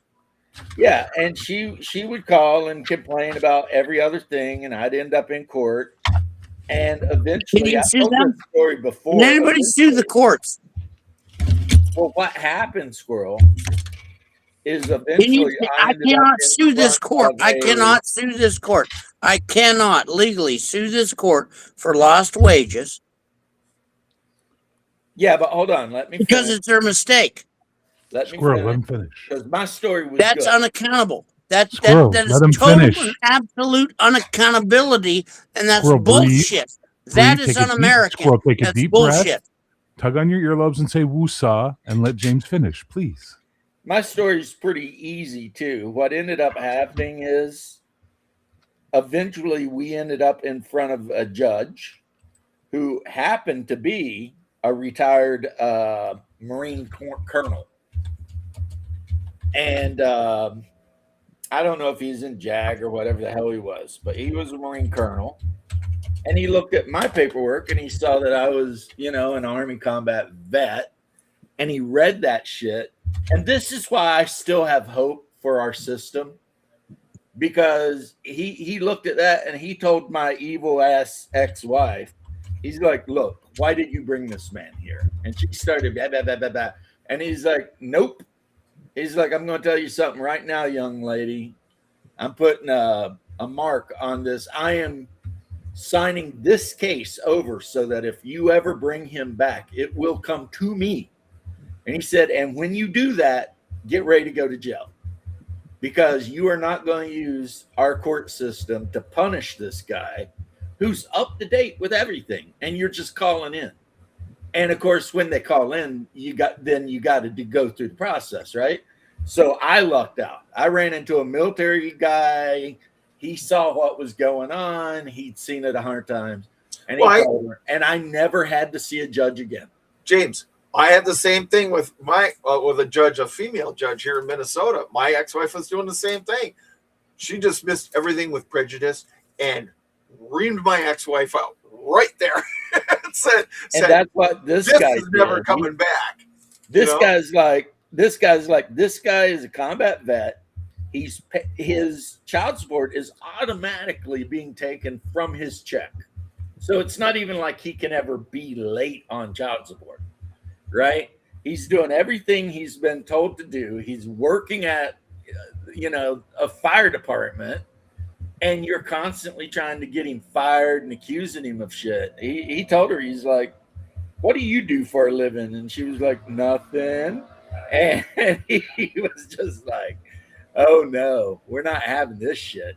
And he lit her up. And fortunately, now there is a bad news. I got a letter years later saying, hey, you paid all your child support. You paid the back child support. You paid all the front child support. You are done. And I'm like, thank God, because then my pay went up by like double. And I'm like, hell yeah, I can buy some 40K figures now, right? And then like 3 months later, I got a letter saying, why are you late on child support? And I called that guy up, and man, I read him the riot act. And I told him, I've got the letter in front of me. And he's like, well, there should be some numbers on the top, whatever. And I read them off to him, and I could hear him click, click, click, click, click. And then he's all like, oh, yeah, we're really sorry. How do you do this? But the guy who called me and said I was late on child support, he wasn't even working for the government. Because in Florida, they have this thing called the Florida State Disbursement Unit, but it has no connection with the Florida State government. It's a Kind of like the IRS. that you send money to. They keep X amount of however much money you send to them, and then send the rest on to the whore that's got you bent over a stump, basically. And so they were trying to Light you up. play some games. It didn't work well. And they didn't even understand. And I would tell them, I was like, you guys know you keep effing around and you caused me to lose my CDLB and my tanker bullshit. I will be unemployed, at which point you'll stick my ass in prison. And I'm like, for what? Because some bitch said something? I mean, but my ex was so bad, man. Like the fucking child protective service people came to my house so much that eventually they showed up, and she knocks on the door, and it's this typical Karen that should be working in HR somewhere. She's like, yeah, we got a call that you were sleeping and the kids were just here without anyone watching them. And I'm like, you do know my daughters are 15 and 14, right? And she's like, well, I need to come in your house. And I'm like, no, the fuck you're not. I said, you've been here enough. You know who I am. Fuck yourself. She's like, well, I could get the sheriff department involved. I was like, go ahead, call them. James, I went through the same thing, except for the lady came in and then she started accusing me of shit. And I said, now you can get the fuck out. And she said, I'm going to get the state's attorney involved. I said, I don't give a fuck. I said, you're out. I was like you. One thing I advise to everyone, I've always said to everyone, call the sheriff because they are an elected official. Call them. Yeah, the first dozen times I want the sheriff here. I let her local police, yes, I want the sheriff here right now. They are an elected I'm not official. sure if I'm happy I asked the earlier question that triggered this entire train of conversation, or I should apologize for asking the earlier question. Well, I mean, I don't know how it works in Canada. Like, if it's very different. We have to present ID if asked. We have to present ID. That's just the law, right? If a cop asks you for ID, you got to show it. In Canada, if you get married and then get divorced, does it turn into tomfuckery? Yes and no. It's weird. It's not as bad as you guys because there's not as much money involved in it. Remember, there's a rule in Canada, and almost every province, I think, has this. If you take someone to court and you lose, you are responsible for their court fees as well as your own. We need that down here. So that takes nuisance lawsuits and shoves them in a box. You know what I mean? Because losing means you got to pay money. See, that is a rule from Canada that I wholeheartedly think we should adopt. But our barristers have to wear the silly wig. I actually think they should I'll have stand to do in front of a too. silly wig guy if that's what the end result is. I will stand in front of a silly wig guy for that. Yeah, Andre, I understand that. And whenever you decide to go in front of a court for like a jury trial or something, you really are rolling the dice. Because if you get a good judge that's actually fair and impartial and shit, then things can work out justly. Well, jury. Now, listen, James, or jury. Right. But jury. Of a judge, I would rather be judged by 12 than carried away by 6. So a jury, yeah, that's a whole different situation. Even if it's financially carried away by 6. I'm thinking more jury trial. No, look what they did to Trump, where like the judge told the jury to basically ignore everything that could have been used to like find him innocent, and like literally you've got this crooked New York judge telling this jury that they have to come back with a guilty thing.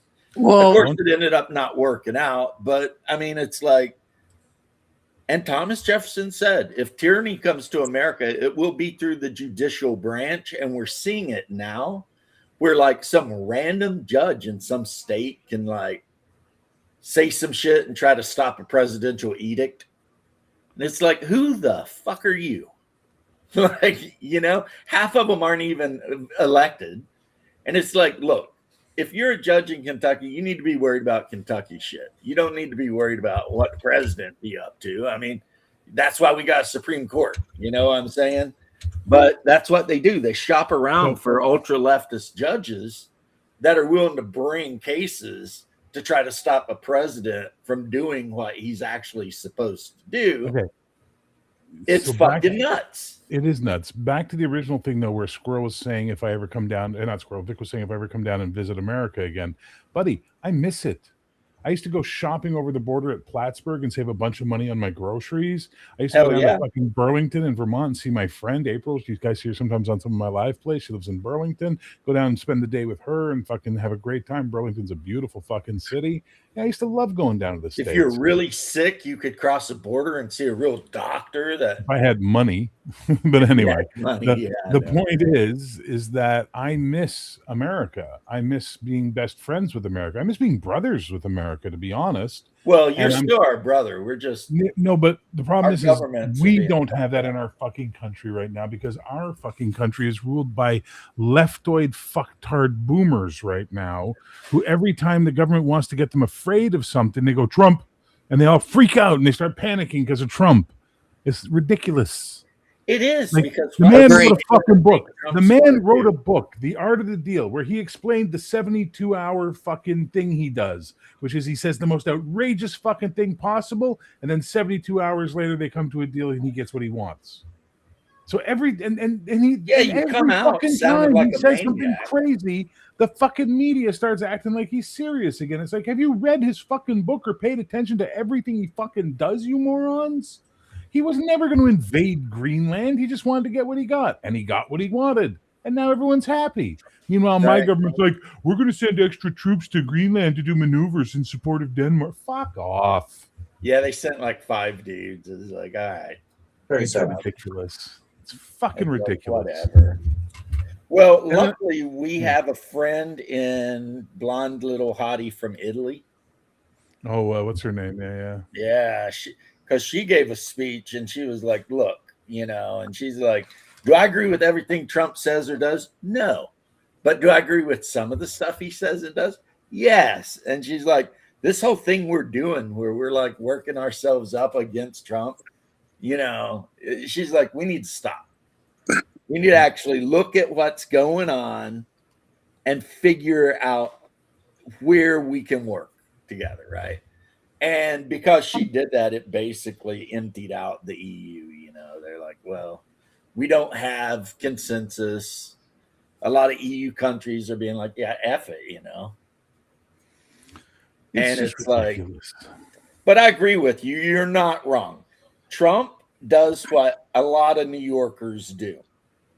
First, he comes out with something entirely fucking insane. Yep. Like, hey, here's what's going to happen. We're going to cut a horse's head off and put it in your fucking Here's what's going to happen, Julian. You don't give me that money by tomorrow fucking morning, 8 a.m. with a goddamn McBreakfast, and I'm talking a fucking Egg McMuffin with bacon added in on my fucking desk at 8:30. At 8:31, I'm coming to your house. I'm killing your children. I'm fucking cutting your wife's head off, and I'm burning the fucking thing down. Understand? I do like an Egg McMuffin now. I do like an Egg McMuffin. Yeah, so do I. So make sure it's on my fucking desk and prevent all of this atrocity from happening. Trump is the gangster in chief for real. I like an Egg McMuffin and bacon. Ooh, I never even thought of that. Ooh, I do like that. He will say some weird ass shit. But if you like Bear's arms are right, give him 3 days and he's at the table negotiating like a normal human being. Yeah. It's like he'll come out and be like, we're going to make Canada the 51st state. 3 days later, he's like, okay, let's talk about this oil pipeline. It's like he just does weird shit to keep people like fucked up. Off base. He wants them off base. He doesn't want them to feel like they have power in the relationship. Yeah. And there's nothing He's fucking good wrong at with that. that when you're negotiating with shitheel countries. You know what I'm saying? I tell you what, he's been saying some shit I never thought I would hear an American politician ever say. Such Like as just straight up getting on stage and calling a whole group of people low IQ parasites and pirates. I'm like, oh my God. Okay. it was I funny though. mean, all right. I guess that's how we're going to do now. You But it know, was but funny. Like, let's not even pretend it wasn't funny. It was funny as fuck. it was funny as fuck. But it's just like, he is a comedian. That's what people forget. Like he wrote books. He was on TV shows. He was on Home Alone. I mean, the guy is funny. Hell, you ever see it when he guest hosted on SNL? He was hilarious. Oh, and he made fun of himself. Every joke was about him, and he still did a great job and had fun. Yeah, with like when he was the janitor and he's talking plumber. all Yeah. He's like, your hair's not that different than mine. Yeah, but I'm a janitor. It's just like, fuck. Yeah, so there you go. But no, these people are all up their own asses right now. And the problem with the boomer generation is they think it's the fucking 60s all over again. They got the millennials and Oh my God. millennials cooked up that they all think they're fucking fighting the Vietnam War again. You know, and it's like, God, just stop. You're ruining everything in our countries by this fucking industrialized, narcissistic fucking behavior. Calm the fuck down. Well, like I said, It sucks being Gen X. I used to love in the late 80s just crossing over to Windsor and being able to drink because you could drink in Canada at 18 and go get some flapjacks and maybe go look at some big booby chicks without pasties on. I mean, this of course was back before I was trying to live a good life and I was, fully embracing my hedonistic ways. And Canada was just, the people were beautiful, just lovely. Beautiful, like attitude wise. It was like, at least to me, but I wasn't up there running my mouth trying to be, a dick to anybody. I was up there being my friendly self and being like, oh, I love your country. And man, there were times when I was really young where I thought, maybe I should move up there. I love it so much, but I couldn't because I love America too much. You know what I mean? No, I don't, because I live in America, so I don't understand. Well, but you would feel the same way except reversed. No, I don't. You don't. I think Canada is a failed fucking state. I think it's a failed experiment. We have no culture that we can demonstrate at all. The only thing we can do is, I've had this argument with many Canadians in my life, which is describe Canadian culture without referring to the following things: politeness, hockey, or how we're not Americans. Go. And they can't. War crimes. No, that's not a culture. That's just a fucking Canadian bacon. Not a culture, just a food product. I had to say it. Come on. Montreal. You got French not a culture. people. Quebec is a culture. Quebecois is a culture. Italian Canadians are a culture. Polish Canadians are a culture. Indian Canadians are a culture. Russian Canadians, Ukrainian Canadians, Hungarian Canadians, they're all cultures.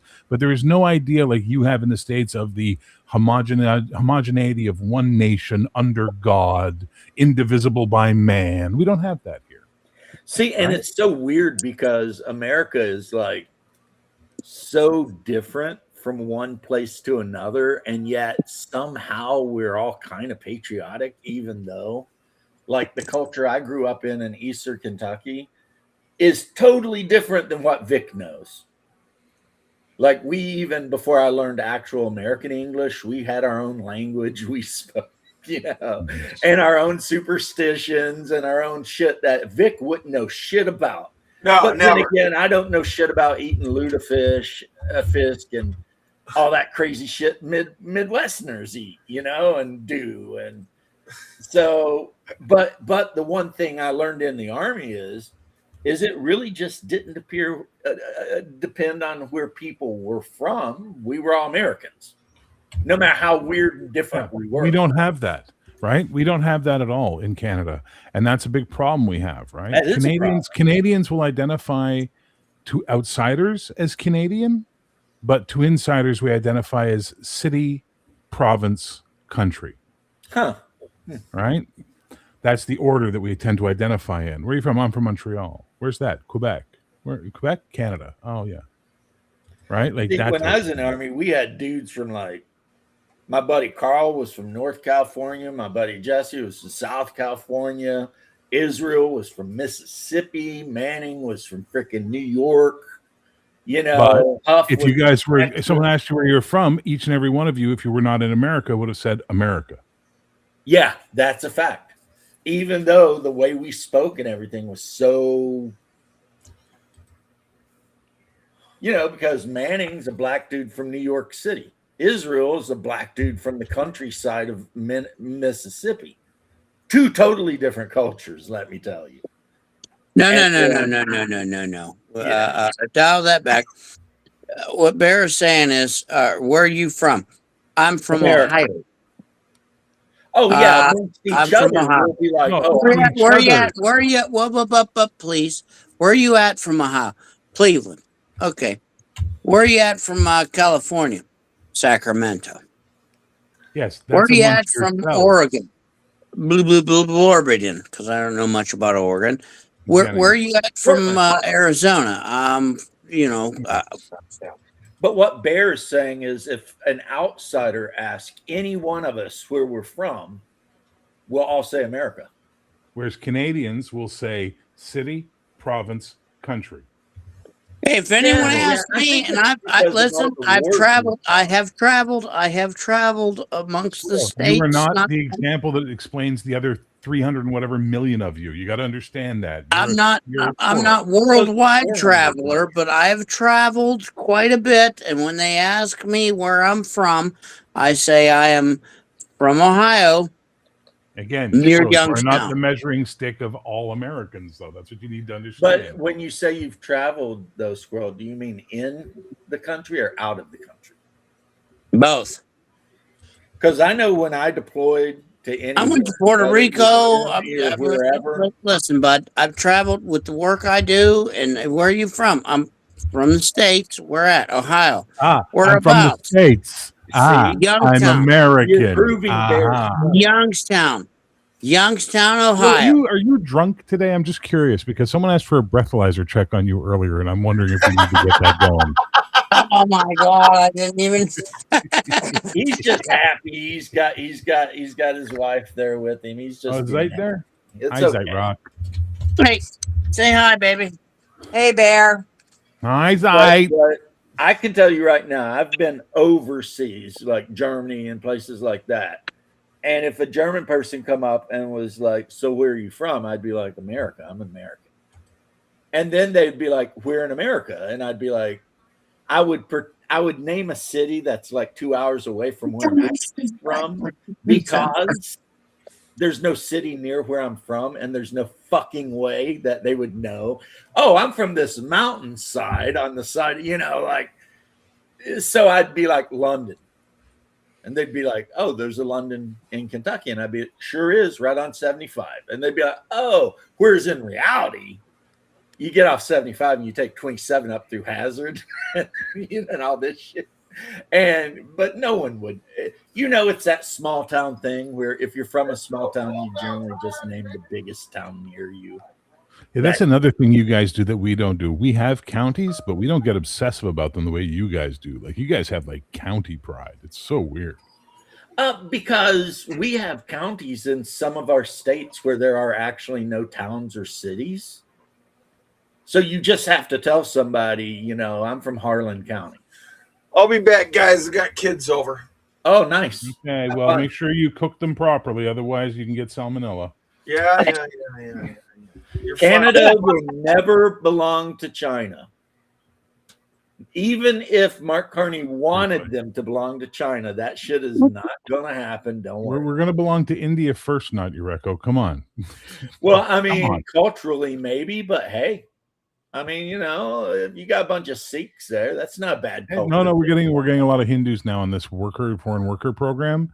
They're bringing in a lot of Hindus now for some reason, and whereas the Sikh community was this valuable part of our fucking nation, where we all really respected them and loved how much they became part of our communities and made our communities better and built their gurdwaras and fed fucking people every day, and they were really great people that made Canada a better place. Law-abiding and awesome. Yeah. Now we're importing Hindus. And I don't know if you know anything about Hindus, but if you ask like Gujarati or Sikh or Pakistani or anything what they think of Hindus, they will tell you they are dirty fucking people. And just go look at the Ganges and you have your answer. Yeah, The they And this people is got you what's curse. horses in that's there. what's happening here now. People are posting videos of like these foreign workers like just squatting and taking a shit on a street corner. The amount of garbage they're throwing everywhere at our parks and everything. All the ones working at Tim Hortons that are getting now health violations because they're treating it like they're back in India. It's Yeah. not good. This is not a compatible culture all of a sudden. And the reason why is because we're not bringing in people who want to come live in Canada or making the effort and going through the vetting process. We're bringing in foreign workers so these corporations can save money and not employ regular Canadians. Do you know what's crazy? I read Yeah, a thing, and by read, I mean I watched a YouTube video the other day. Mm-hmm. Apparently, some Packies in England decided to be a good idea to like try to groom a Sikh girl. No, And like bad idea. 200 Sikh men showed up at the apartment and were like, "You're going to give us our girl back for sure." You know? Oh yeah. And the guy was going off. The one Sikh dude, he had his mic and he's like, "Where are the cops?" He's like, "Where's anybody?" He's like, "Oh, but you think you can mess with the Sikh?" He's like, "No, you don't mess with our girls." He's like, so he Warrior was culture. one bitching about England letting it happen, Yep. bitching about the Pakistanis for doing it, and then talking about how they had a couple hundred Sikh and they were going to go up into that apartment building and start tearing shit up until they got their girl back, who was like Yep. a 15-year-old Sikh girl. And they did get her back. I mean, happy ending. They got her back because the guys in the apartment apparently just let her go because Yeah, they realized what was getting ready. I mean, those Sikh men, when they feel like they're defending the innocent, they'll do some shit. So the Hindus used the Sikhs for years as a wall against the Muslims. Okay, Right. so that was the whole point, which is why the Sikhs have been fighting for their own territory and they've wanted independence, and they don't like that they're stuck in the Punjab being half in Pakistan and half in India because of the way the partition worked by the British and all this shit. Well, right? because So British French are great at yeah. making partitions. I mean, Exactly. So the fucking Khalistani movement is all about creating a nation for the Sikhs called Khalistan. The problem is everybody forgets that the Sikhs are a warrior culture that the Hindus used as warriors for centuries, pretty much. So you have that situation where when what's her name, the prime minister Indira Gandhi, basically came down hard on some Sikhs, and they sent troops into the Golden Temple, which you don't fucking do. That's like the most sacred place possible. Yep. Well, her personal bodyguards were Sikh, and they fucking assassinated her. Yep. You know, and her brain was so the Hindu brain, especially the upper caste Hindu, the upper caste Hindu, whatever you want to call it, they are so noble, elite up their own asses. They can't fathom anyone doing anything to them because, well, I'm higher caste than you. You would never touch me. And that's where the Hindus are the only ones who have the caste system, right? The Sikhs don't have it. The Gujarati don't have it. The Bengali don't have it. It's a Hindu thing. And the problem is that at the very top of that, the caste, the Hindu top caste, are horrible people who are full of their own heads and think they're the most important things, like God's gift to the earth. And the lowest castes are one step above untouchable. You know what I mean? They're just left to live in their own filth. The lady who ran for president this most recent time is a Brahmin. There you go. She's of the Brahmin caste. Her whole family was. And I guess whatever they got going on. I don't know as much about it. I know I've always, like, because I used to read a lot of history books, I've always kind of admired the Sikh, you know, like when the 27 of them held that fort for days against thousands of, I mean, those, and like during the Sepoy Revolution, the Sikhs stayed loyal. And actually at one point, to prevent the rebels from taking a British armory, it was a British lieutenant and a couple of Sikhs that had survived all the fighting enough to get to the powder room and just detonate the whole fucking place. So it was like these three dudes, the young British lieutenant and his two Sikh men, were like, fuck it. We'll blow this place up before we'll let these scumbags get a single rifle out of here. And they did. I mean, these were some hardcore guys. And well, I can tell you from when I worked in Vancouver, there was a lot of Sikh guys you get to know because of they're very heavily involved in the crime world out there, so they tend to be involved in club life. You know what I mean? But once they're on your side and they're your buddies, like there were times I was working at the hip hop club where like some fucking piece of shit with American gangbanger up in Canada going to throw his weight around, be a fucking big man, right? Would Right. start some shit with us, and like we weren't even like one fist into the fight before 4 or 5 of these fucking Sikh guys who are all jacked to shit Schwarzenegger style out there. They're all like hyper gym bros, are just in there going boom, boom, boom, and punching the fucking guy in the head for us. And we're like, whoa, whoa, whoa, guys, calm down, don't kill him. Just stop. Well, I mean, because it is part of their religion to defend those that are weaker than themselves. or their allies, or to just defend their allies. Yeah, religion, belief system. Yeah. Mhm. Yeah, That's what Daryl, we're that talking is a great Johnny Cash song.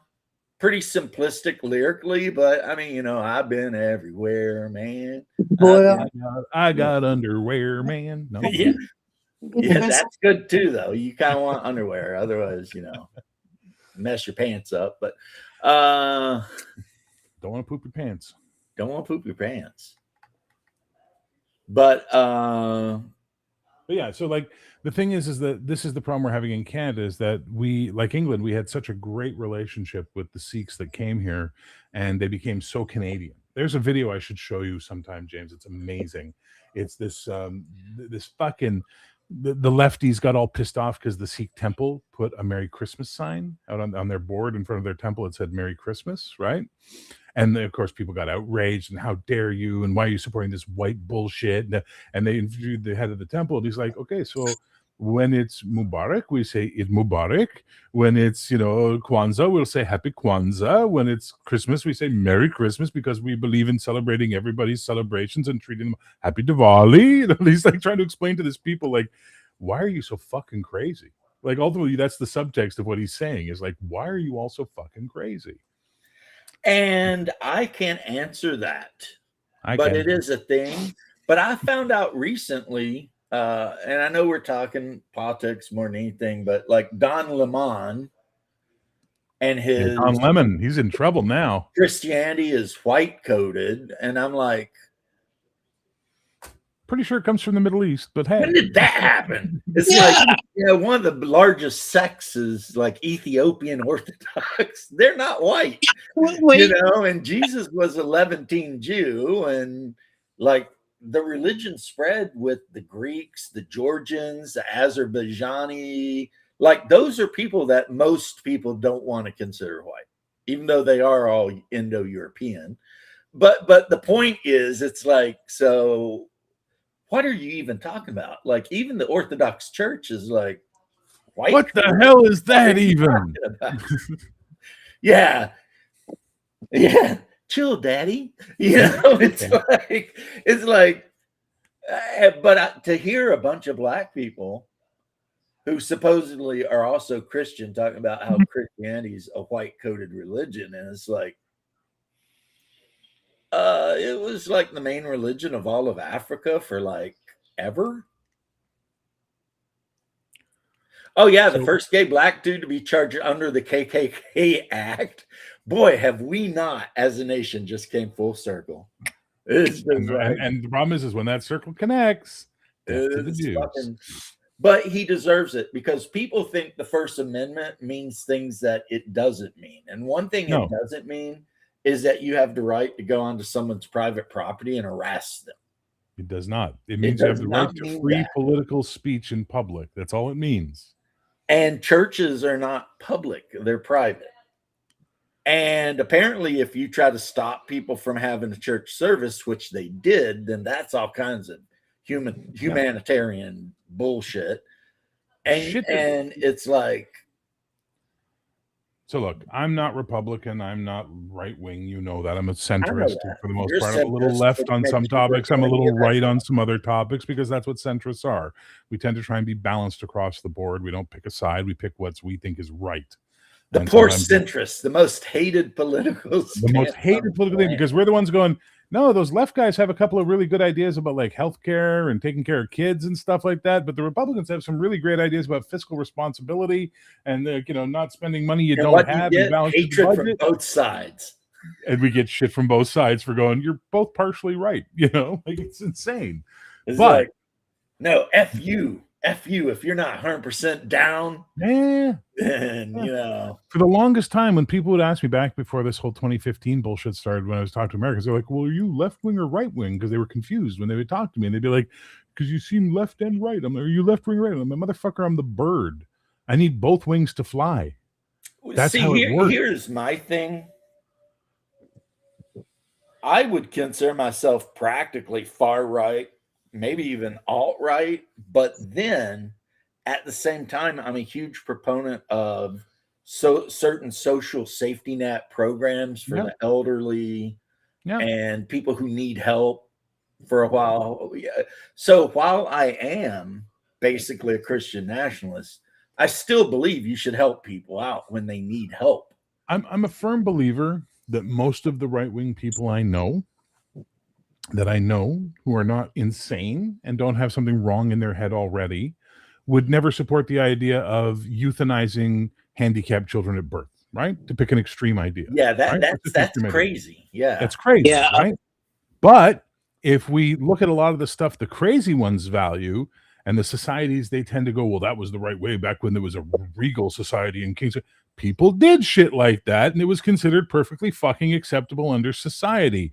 And it was the left-wing rational thought that went, maybe we could find a better way to handle this as opposed to just murdering babies. What do you think, guys? But then their crazy people go the other way, So it's just like, this is the problem. The extremists on both sides of the spectrum are the problem. See, I'm too lazy to be an extremist. Well, that's the thing, you are. But the media gives them a voice because it's entertaining and it's spectacle, and you see them screaming and doing this and doing that, and you go, well, there you go. And most people don't understand 99% of you aren't like this. Well, that's what people from leftists other and rightists countries aren't like this. If you watch videos on YouTube of people from other countries coming to America for the first time, and they're like, I was so concerned about blah, blah, blah. And then I got to America and everyone was just so nice, Yep. And it's like, yeah, because we mostly are very nice people. Now, that said, I've been in America, been in a restaurant and said please and thank you to a waitress, and her going, you from Canada? I said please and thank you as opposed to now. You guys do need to work on your manners. And the Northerners, the Southerners, you guys are pretty good with manners, but the Northerners, holy fuck, they need to work on their manners. You know why the Southerners are better at manners than the Northerners, though? French ancestry? I think it's a combination of our ancestry and the fact that we, back in our formative period, were very aristocratic. Well, I once heard a guy from Georgia say, we Southerners have manners, and they'll be the last fucking thing you'll take from us. And this guy was like, he wasn't rich. He was just a guy. You know what I mean? Just a dude living his life. Yeah. And I'm like, that's an interesting cultural trait, because the French manners you guys inherited from the cultural aspects of the French, the Quebecois abandoned. Well, they're the rudest Canadians as a general. When I was growing up, every lady was ma'am, and you said please and thank you. And you didn't complain about things, and you ate whatever. What's up, Janet? How you doing? Hey, Janet. You ate whatever grandma cooked or whatever, and we were stoic, but you were always, I'll tell you what, especially though, where our politeness came out was when it come to our female folk. Mm-hmm. Like, we were always super polite to the ladies and did not tolerate people being away. No, like you would have hated me, man. Women growing up, like if it was just the guys out in the woods, we'd be handling all kinds of rough language. But if there were ladies there, hell no. So I was at the pharmacy one time, and I was buying some, because the pharmacies here tend to have like food sometimes, like minor grocery stuff. Yeah. They had a deal on they had a deal on cream and eggs. So I bought a bunch of cream and eggs, and I'm at the cash, and there's this fucking 18. This is like 10 years ago. There's this like fucking 18-year-old fucking whatever with a nose piercing and colored hair, and she's packing the groceries, and she goes to put the bread I bought in before she put the eggs and the cream.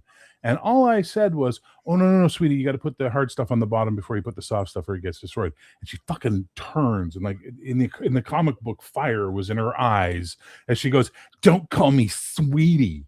And I just cocked my head and looked and said, "I'm from the country. It's a term of endearment and politeness where I'm from. But if you'd prefer, I'll just go with bitch. How's that sound?" And she I'll got tell you what, they really mad. for And themselves. she stormed off, and the manager who knew me came over, and she's like, "Look, you can't." I'm like, "She was being an asshole, and she's serving your customers. She's your front line. She's going to cost you money in the long run because people go to the pharmacy just over there, kitty corner, and get the same products from people who aren't hectoring them or lecturing them." She's like, I know, but just try and be nicer to my staff. And I'm that's why I like, say feminism, while parts of it in the very beginning were great, like not having to, put up with abuse or harassment from your boss. That's awesome. I agree with that. My wife is a career woman, and I'd hate to have to go to where she works and murder some asshole for smacking her ass or something. Right? Yeah. So that's a good thing. But this whole "don't call me sweetie," and it's like, don't you understand? That's like a term of respect and endearment. Endearment, at least. We're placing you above even ourselves. We don't call each other sweetie. We call each other fat ass. It's like these women who want to be treated like men. It's like you really don't, because you'll cry. The way we treat each other, you don't want any part of that, because we can get pretty rough. Like that meme, "Dude, am I fat?" And the other guy says, "Dude, I know 4 fat people, and you're 3 of them." You're 3 of them, exactly. You know what I mean? No, I did see. I don't know if you guys remember Buffy the Vampire Slayer. The show. Of course. You remember the season? The first season, she goes to college, and there's this fucking evil blonde vampire chick who has her little gang of vampires, and one of her vampirettes is trying on this dead girl stuff that they took from the girl they ate. And she's like, she looks at her, she's a chubby girl. She looks and she goes, does this sweater make me look fat?" And the lead vampire chick goes, "No, the fact that you're fat makes you look fat." And I was like, you know what? That's fucking brilliant, and we need more of that in the world where people. Well, I mean, you can't expect the vampires to be overly concerned with like hurting people's feelings. Well, no, but like I'm just saying, in society in general, I think we need more of that. More of like, shut up, quit being stupid. See, yeah, the way I was raised, you never like talked shit to women unless they were being like out of pocket. And we even had this other weird thing where like some of my friends would refer to my mom as mom. Yep. It was like your friends' moms were your moms too. Their grandma was your grandma. It was like where I was from, you'd say mother and then their family name, right? So like Mother Hayes or something like that. Right, and you might go to your friend's house and be like, "Grandma is so and so here." And even though that might seem so familiar, like being overly familiar for some people, for us it was just, again, a term of endearment. You had like real family, but then you had the second tier of family that was like all the people that you hung out with all the time. And but like Hank Williams said, we say grace and we say man. What happened to the squirrel? I think he lost connection for a second. Yeah, we say grace, we say ma'am, and if you ain't into that, we don't give a damn. Right? Because I don't know why. I think maybe you're right. Maybe it was the French manners and because we had such an aristocratic kind of system before the Civil War, even the poor white people picked up that manners were important. You know what I mean? And if you're a rich white person, then you got to go to like finishing school. And hey, Shadow, come join us. I liked your video today, by the way, Shadow, I liked your video today so much. I actually am going to be making one of my own that does the same thing, my top 10 role-playing games. So well done. You know what? I might have to do that too, because that was a very a very good video, you know, a video to make a person think about some stuff. Of course, all of my top 10 will be just Hyperborea from 1 to 10. Yeah, we know. Oh, Squirrel's going to go eat some fried chicken. Okay, yeah. Okay, understandable. Gotcha, bro. Because you dropped out and I didn't hear you say anything, and we're both like, "Is Restream being a dick?" No, you're going to go get fried chicken. Fried chicken beats Restream every day. At least, you know, for us Southerners or whatever Kentucky people are, because apparently we're not Southern, but we're not Midwestern, and we're like our own little part of America. And then if you want to, Appalachia from North Georgia all the way to Canada is also its own region, separate from every other region, just depending. So, you know,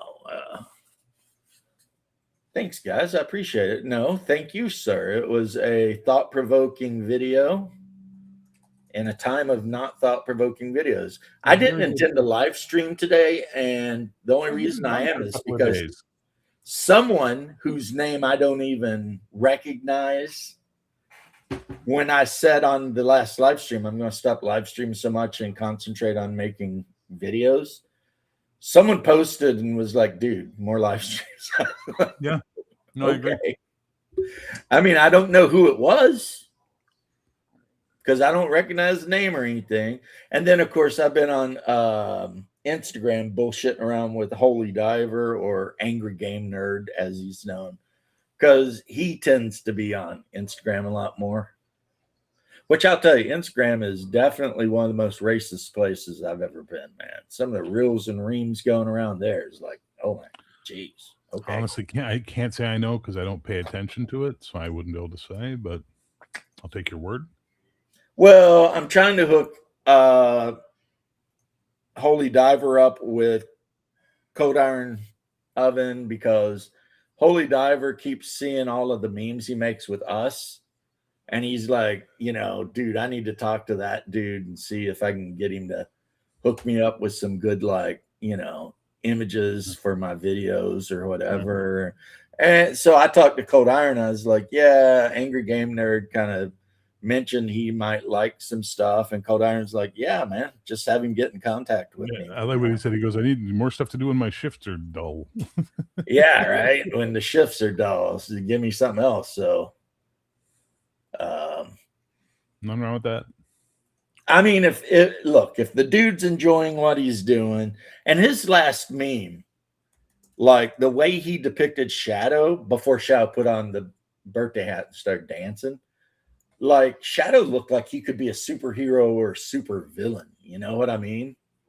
Like the snake scales could have been some kind of like skin tight suit. No, I think he's really good, and he's getting better. I watch his stuff, and I'm like, man, this guy's getting better with each one that he does.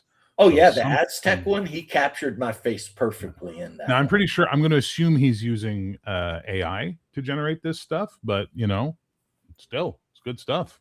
Good stuff, yeah. Yeah, I really liked the Aztec one. Where it says I like the one with you and I as Space Marines and Claire Forlani as the female Adeptus or whatever the fuck it is. I was like, that. Yeah, and I'm all like, what the fuck? And you're like, oh yeah, or some shit. Oh yeah. Who says I'm not super? Not me, sir. You missed the thing when you're like, I've had a few surprise birthday parties and I enjoyed them. And I'm like, yeah, but that was during the first dynasty of the Egyptian Empire. That don't count. And Cold Iron posted the picture of all the brothers where the one guy says whatever and the rest of them are just losing their mind. Like, yeah, that was back when Egypt was just forming. Totally different thing. God, how embarrassing would that be to be standing in the doorway of your darkened apartment with all your family and loved ones hiding behind a couch, talking about how you're going to come in a sock? That would be the fucking worst. It was funny. I couldn't resist sharing it. It was so funny. Oh no, it was funny, and and you just see like all the faces of his relatives looking like, oh shit. I'd never forget your birthday. You're lying, Mr. Sacco. Just for that, I'm going to come in you. Like, Yep. wow. Shadow, you going to join us or not, brother? He said in a minute. And then, like, the goth chicks and the guys, like, enjoy your lunch. Enjoy your meal. You too. And then they're all in the car And with they're him. all sitting in the car. I just love when he gets to the last one and she's eating the burger and she's got that look in her eyes. I'm like, Yeah, that channel, I've like, subscribed to them because they do a shit ton of these videos and they're really, really funny little shorts. And some of them are like really abusive. Like the guy's having his hot dog with the two goth girls. So they like take his hot dog and they both basically double deep throat it, then throw it on the bun and slide it to him, like, eat that bitch. It's just like, holy fuck, this stuff is dark. Like, there was a time when I definitely would have. Oh, God, yeah. Yeah. 30 years ago, I'd have been like, for you undead looking bitches, there is no amount of depravity that I would not sink to. I mean, but you know, I got better, but it's like England is having a problem with Amelia right now because they made that super like propaganda game about how not to become a right-wing extremist. And the person they chose to be the bad guy in the game is a hot, like, purple-haired goth chick. So the fucking backlash, because if there's anything every man on the internet from England to fucking Kalamazoo loves, it's a hot purple-haired goth chick, right? So the person who's supposed to be the bad guy in their little propaganda thing has become like the symbol of UK nationalism. And people are making songs about her and doing memes of her on the crown as, you know, the future queen of England and all this shit. And it's Amelia. And they're doing like all this like anime and fucking AI and like crazy shit, you know? And it's all about Amelia talking about sending all of the illegals home and, you know, England for the British and, you know, the super nationalist shit that they're all worried about. No. But in the game, you play some guy. And if you do the stuff Amelia wants you to do, you end up going to prison for 3 years. And then when you get out, you got to go and get like your brain scrubbed. And you got to get taught how not to be like a far right extremist, right? Well, you're fucked. But of course, when Asmongold played the game, he chose everything Amelia wanted him to do.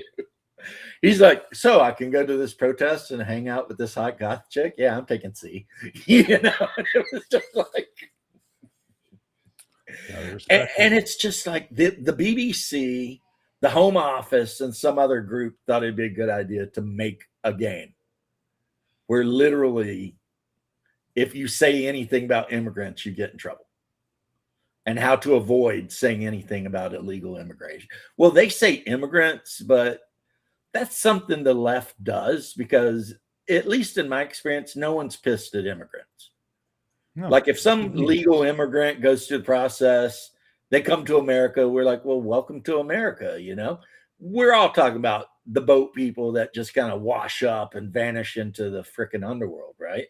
And the English are too. They're not talking about legal migrants, but people want to cast it a certain way, you know?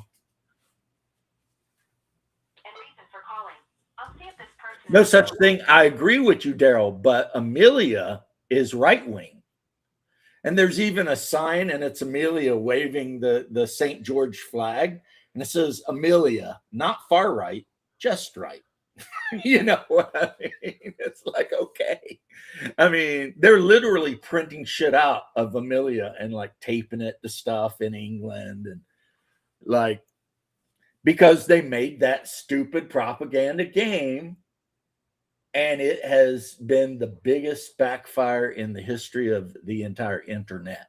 Because the left can't meme. We all know that. Yeah, they can't meme. Like there's one part of the game where like the guy doesn't score high on the tests, but like this dark-skinned girl does. And the teacher like says how she's already got a job offer, which the British guy who I watched reviewing it said that's not even possible. That's not how it works in England. anyway, right? But one of your options is to bitch that she's a DEI hire, whatever, whatever. But if you do that, then the teacher makes you sit by yourself. And then later she calls you in and has to explain how wrong you are about everything in life.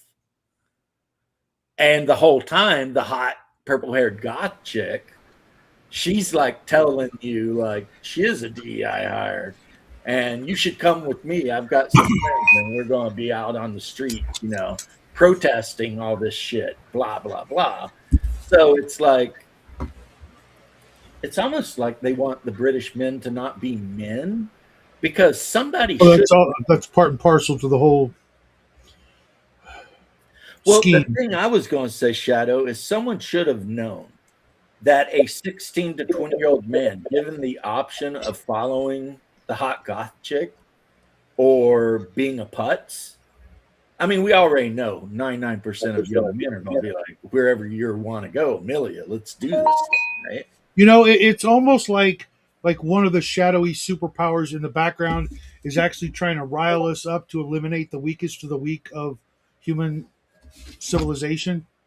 Yeah, no, that's what you're thinking there. That's called delusional. Reality is that it's just the way culture is gone right now. Right. Well, Sadly. think about it. If push came to shove, and people, on a certain side got really, really, fed up. I mean, more than we've ever seen.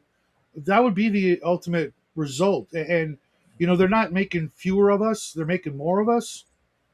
And those people who wanted to be left alone are eventually gonna, say, "I've had enough." And if they Well, all say it's funny "I've had because enough" the at the same government of time, England is talking shit about America, but the people of England are like loving America. yeah. And they're even calling for Britain to create an agency like our ICE agency, which apparently they don't have. Well, no, because they don't care. They want to completely transform uh, England into something it's not. Well, I mean, there was a time, like I said, where the British were a little bit better with who could come in. And that's where you ended up with, the Sikhs and whatever. But over the last 20 years, they've just lost their fucking minds. Well, it's like they joined the suicide pact. Right. Here is the thing but I keep studying to get a degree. My project ended sooner than anticipated, so I'm looking for a job now. Oh, Jose, man, it's been a minute, No homie. shit. Where you been, I bro? hope you're doing really well down there in your tropical paradise. Yeah, it's just been Hola, Jose, ¿cómo estás? Yeah, ¿cómo estás, ¿Tú amigo? bien? You know when people say ¿cómo estás to me, I always say, así. ¿Tú? So. Chévere. Yeah, because the CSC is like, Con I'm doing all right. Yeah, You mezzo, know? mezzo. It's Are so. you? Mezzo, con si, con More or sa, less. meh. If we're speaking Hebrew, meh. Meh. Meh. If we're speaking You remember, Yiddish, you remember that fucking sketch they did on SNL? Was the New York TV's like the Queens or Brooklyn TV station, and the weather guy was a Jewish guy, and he would only do weather fucking forecasts about where his family was going on vacation. But he'd be like, it's gonna be meh. The weather's gonna be meh. It was fucking genius. No, I stopped watching SNL a long time. This was ago. like 20 years ago or 25 years the ago. thing you have to remember though is like when you do the neutral to everything thing as a Yiddish person, like, and I know Bear's seen it. There's like the gesture you make, the gesture where you go, you kind of go, and it's just like, you throw the hands up and you're like, it is what you gotta get this movement into it. It's not just the hands. You gotta go, a little bit of tilt to the head, like, a little bit of what do you shrug think of the about shoulders. so and so and so? And you're like, it's just the way it is. It's just, whatever. I prefer my favorite answer ever to that. What do you think about blah blah blah? I don't. and then just watch them try and recover the conversation. Like Oh, it's dude. this is Did I something. tell you how, like, my wife was super proud of me because of the wedding we went to? Yes, you were saying that you were behaved. The one thing the bride asked is no politics. And the person I had to sit with was from California, and he was a Californian, not like you, Shadow, but like Right. a meathead. And as soon as he sat down, God, that's perfect, James. We got to bring that back. That's yeah, that guy was a perfectly. meathead, right? And as soon We as he sat down, he absolutely got to tried bring to that back. engage me on Florida politics. And I just looked him right in the face and I was like, I don't watch TV. He's like, nope. And I said, nope. I got more important stuff to worry about. And he's like, oh, I cut his ass off right then. Now, I will say later on when they were asking me where I was from, and I said Kentucky, and I talked about heading up the hillside with my AK and a Glock, the look on that dude's face, you could tell he like his head wanted to explode. Because he's like, this guy's wandering the hills of Kentucky with an AK-74 and a Glock. And I'm like, oh, yeah, 4 extra magazines, too. Don't worry about it, you know. And they're like, what do you need all that for? And my wife, being my sweet, sweet summer child of a wife, she's like, well, you know, coyotes and bear. And I'm like, no. No, I'm not anywhere near there. You don't need bullets for me. Right. Tell And your I wife. told her, I was like, no, for people. And they're like, what?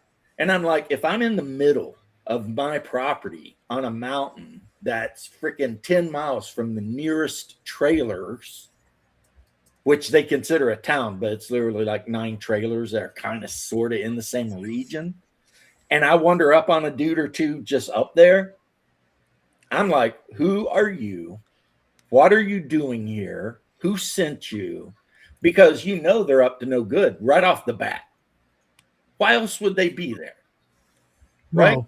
So if me and my homie are up there and we're both armed with semi-auto rifles and pistols, we can shoo them on and let them know don't be on this property. Right? If you're looking for a place to cook your meth or some shit, I suggest go over the hill to Antioch or something. Cook all the meth you want. Stay off this land because you'll run into problems, right? And Florida is so different because in Florida, everyone is so friendly. It's like if you say hi to someone in Florida, they're like, oh, hey, oh, look, it's the rare one. He's got his rare Pokemon. People in Florida are just nice. They'll talk to you, you know, whatever. And in Kentucky, if you're in a town, people are super nice. But if you wander up on somebody's cabin way out in the middle of somewhere, nobody is nice. Yeah. The first word out of their mouth will be, how did you find this place? Who sent you? Why are you here? I suggest you turn around and go back the way you came. You know what? So rare one here. Less rare one. Oh, found a group to play some BattleTech with? Oh, there's your other one. Yeah. He's taking a nap. The napkin I had at lunch wasn't enough. Battle mat. Nice.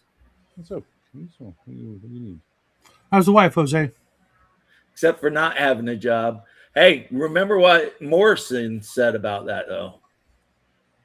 He was happy in the haze of a drunken hour, and then he found a job, and heaven knows he's miserable now. I was looking for a job, and then I found a job, and heaven knows I'm miserable now. You know, the Smiths, they really were one of a kind. Why do I spend valuable time on people I would much rather kick in the teeth? It's like, wow. Okay. All right. We're doing that then. Okay. But, ¿cómo estás, muchachos? ¿Cómo están, muchachos? Estoy chévere. And yes, most of my Spanish comes from Venezuela and Colombia and Panama, so I might not use expressions you are familiar with. Well, he's down there in the tropics, so yeah. Yeah, but he's in Costa Rica, isn't he? Yeah, that's down in that region, generally. Yeah, but every area has its own fucking slang down there, man. Boy. having worked with a Mexican and a Puerto Rican, you are not lying. They might as well be speaking different languages. It's kind of like Moroccans. Moroccans can understand everybody else speaking Arabic, but other Arabics cannot understand what the fuck Moroccans are talking about half the time. And Moroccans love it. They play it up and they use it to their advantage. In my experience, the Mexicans tend to be a lot more formal, and they tend to be a lot more like correct the way they speak their Spanish. Like they actually pay attention to like grammatical rules and shit. Whereas Puerto Ricans, they'll just vomit a million words at you, and you're just sitting there like, yeah, I lost whatever you were trying to say, like way back, bro. Like you're talking way too fast. You're using words I'm not sure are Spanish. And I'm just sitting Do you mind if I answer Daryl's question real quick? Daryl, I'm not a narcissist. For fuck's sake, no. Not a narcissist. That would be insane. That would be patently fucking crazy. Now, some of my top 10 RPGs, and here's 3 of mine. Sorry, what? Yeah, we all know what your top 10 is. Let's see. It's Hyperborea, Crucible of Fire, and Trench Crusade. Trench Crusade, the game, not the people. They don't the like game anymore. Yeah, the game, not the Trench people. Crusade. And it's not an RPG. Oh, shut up. But they still don't like me because the joke was the joke, Shadow. Right, you just stick with the joke. The problem with Trench Crusade is I kind of blew their doors off when they were trying to do their like lore. Yeah. And so they stopped liking me very much, you know. Especially when the idiot got on the Discord and was like, we need an atheist faction. It's like you were talking about a setting where literal demons are storming around fighting with angels and saints, but you want the atheist faction. It's like, are you a fucking idiot? The atheist faction exists. It's called hell. You know? And then another guy posted like a bunch of Hasidic rabbis backed up by golems. They're like, we need our own faction. I'm like, yeah, it's called hell. And they're like, what? And I'm like, do you believe in Christ? No. Well, welcome to Team Hell. Get over there. You know, it's like, as I said, there's that lovely, what's his name? Mr. Bean. I can't remember. Ron Atkinson comedy sketch he did. First time I ever saw him was at Just for Laughs doing the sketch where he's basically the devil welcoming everyone to hell.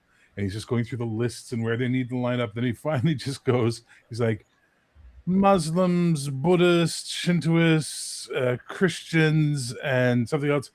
I'm afraid the Jews were right. Line up over there, please. It's just like fucking. He would say that being Jewish. It's just a funny joke. Jesus Christ, can your country let jokes be jokes? Or do you have to the joke I saw was even better because everyone was going to hell, and somebody's like, but why are we going to hell? And they're like, well, it turns out it was the Mormons. That was South Park, wasn't it? The correct answer was Mormons. South Park. No, that was Eddie Izzard. Where he's and everybody's like, it looks like the also Mormons, South Park. right? And everybody's just like, the Mormons. Okay. And then they have the Sultanate of the Iron Towers or some shit. And I just said, why don't you just play hell? It's the same thing. And so that pissed off all the Muslims. So I managed to piss off literally everyone. And then I pissed off the game designers for introducing the Metachrists. And I'm like, you think you could clone Jesus's body and it would be like supernatural? Like, that's not how things work. And so anyway, I was that guy. And since they couldn't like argue against me on anything, and then it turned out there were multiple people in the discussion group that were like telling people who run Trench Crusade that they should hire me to do the lore. That they kind of got mad at me, you know, because they're like, wait a minute. But I have never understood. And this game, which is set in the real world, supposedly an alternate dimension of it, And it's like, okay, so you want me to believe that you are a human being and you have seen an angel or a demon with your own eyes, and you have chosen the third option of, I think I'll just not believe in anything. What? That is so insane. It's like, embrace the science, bro. An angel literally landed and wiped out a demonic army out, near the Levant. Are you saying that didn't happen? Jose, es verdad. Soy Bien pura se vida. puede decir. Costa Rican slang. We're having fun. Leave us alone. You guys have all the fun. Well, I'm because here we're not rambling on about religion. We're talking about language and stuff. We're just See, just they chilling. brought it up though. They brought it up. Yeah, but I all I made was one joke about your favorite games were. That's all I made. One joke. Oh, I'm just gonna put for my top 10. It's just gonna be Middle Earth role playing, first edition, 1 to 10. Good God. People will be like, No one's gonna believe you there, Hyperborea. Hyperborea is the best version of D&D. That don't mean it's the best role playing game though.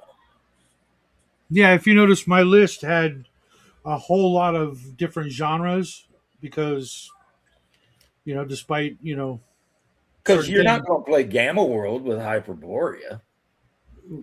Well, no, I play Barrels of Borderlands, and I get to play both.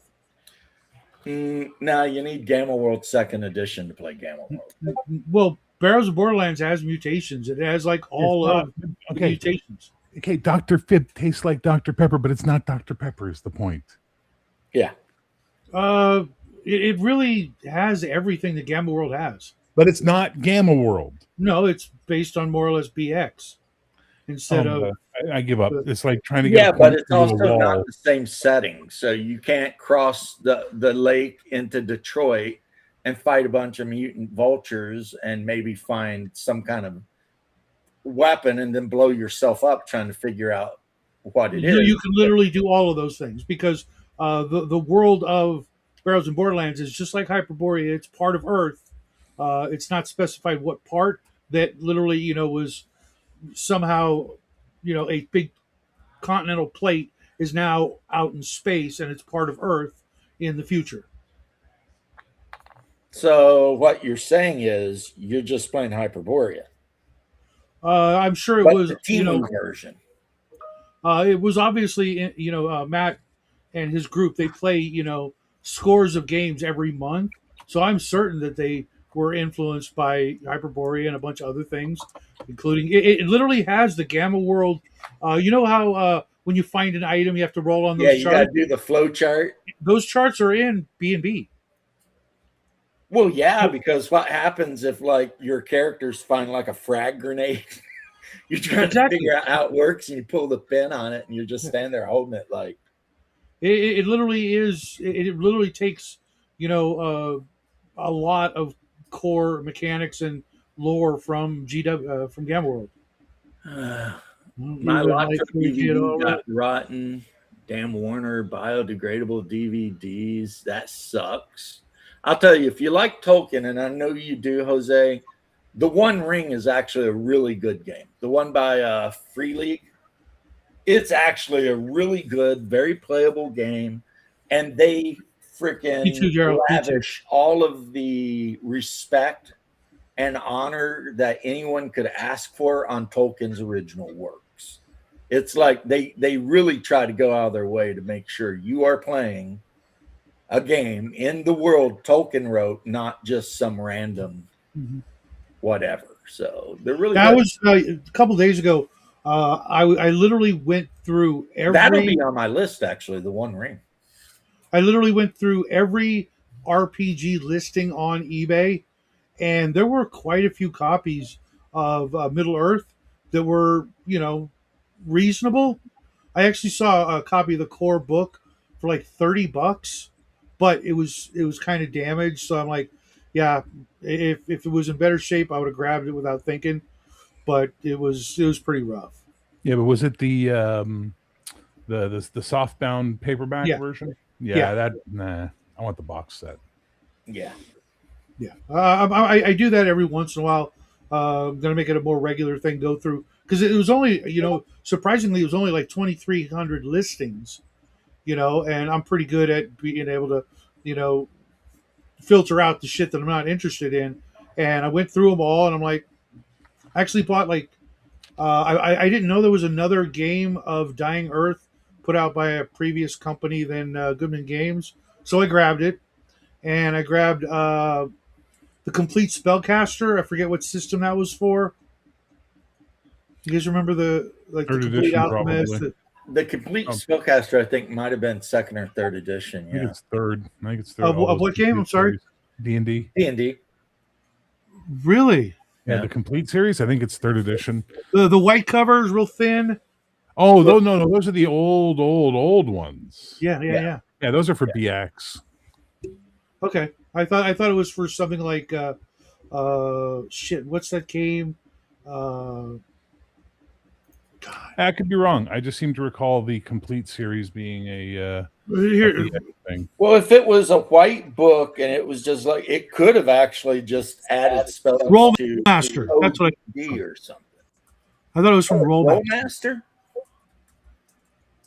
See, when I played Rollmaster, I don't remember the complete anything. I just remember like spell law, Mhm. which had like literally thousands of spells. And you had claw law and arms law and treasure law.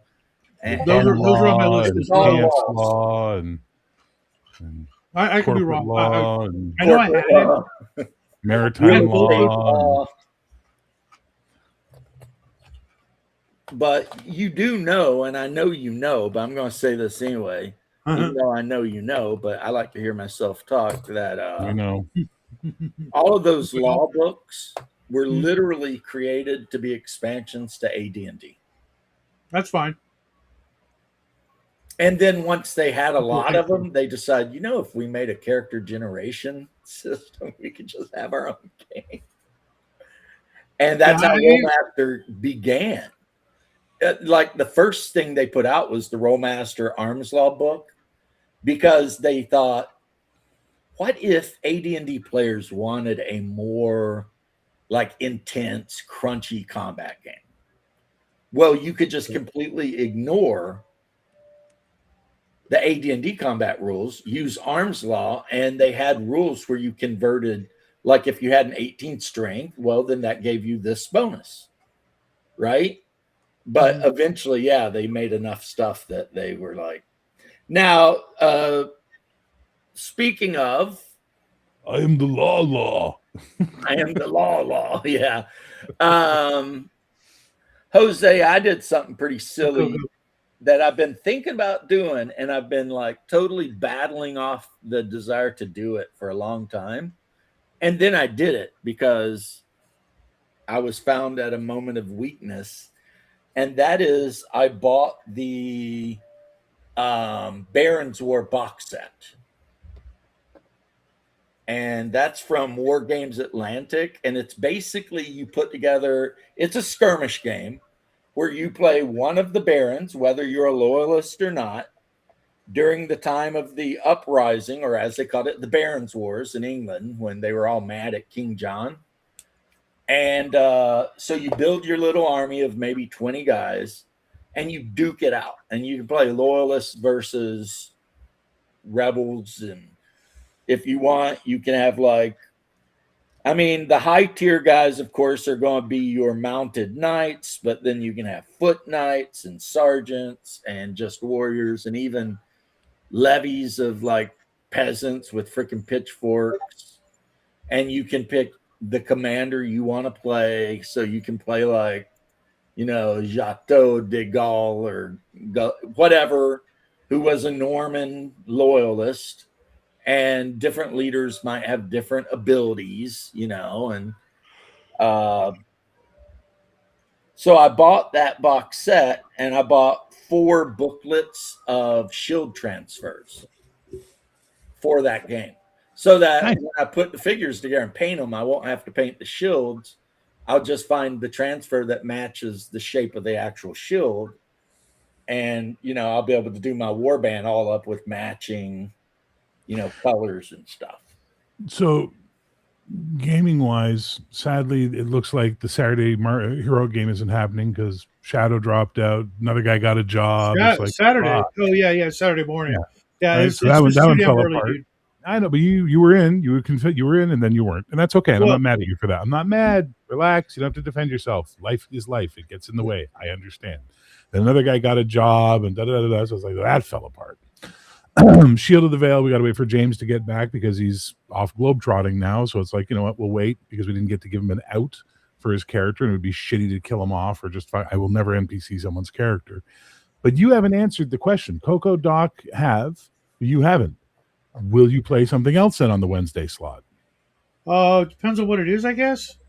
It must be nice to have such fucking amazing levels of games available to you that you get to be picky, right?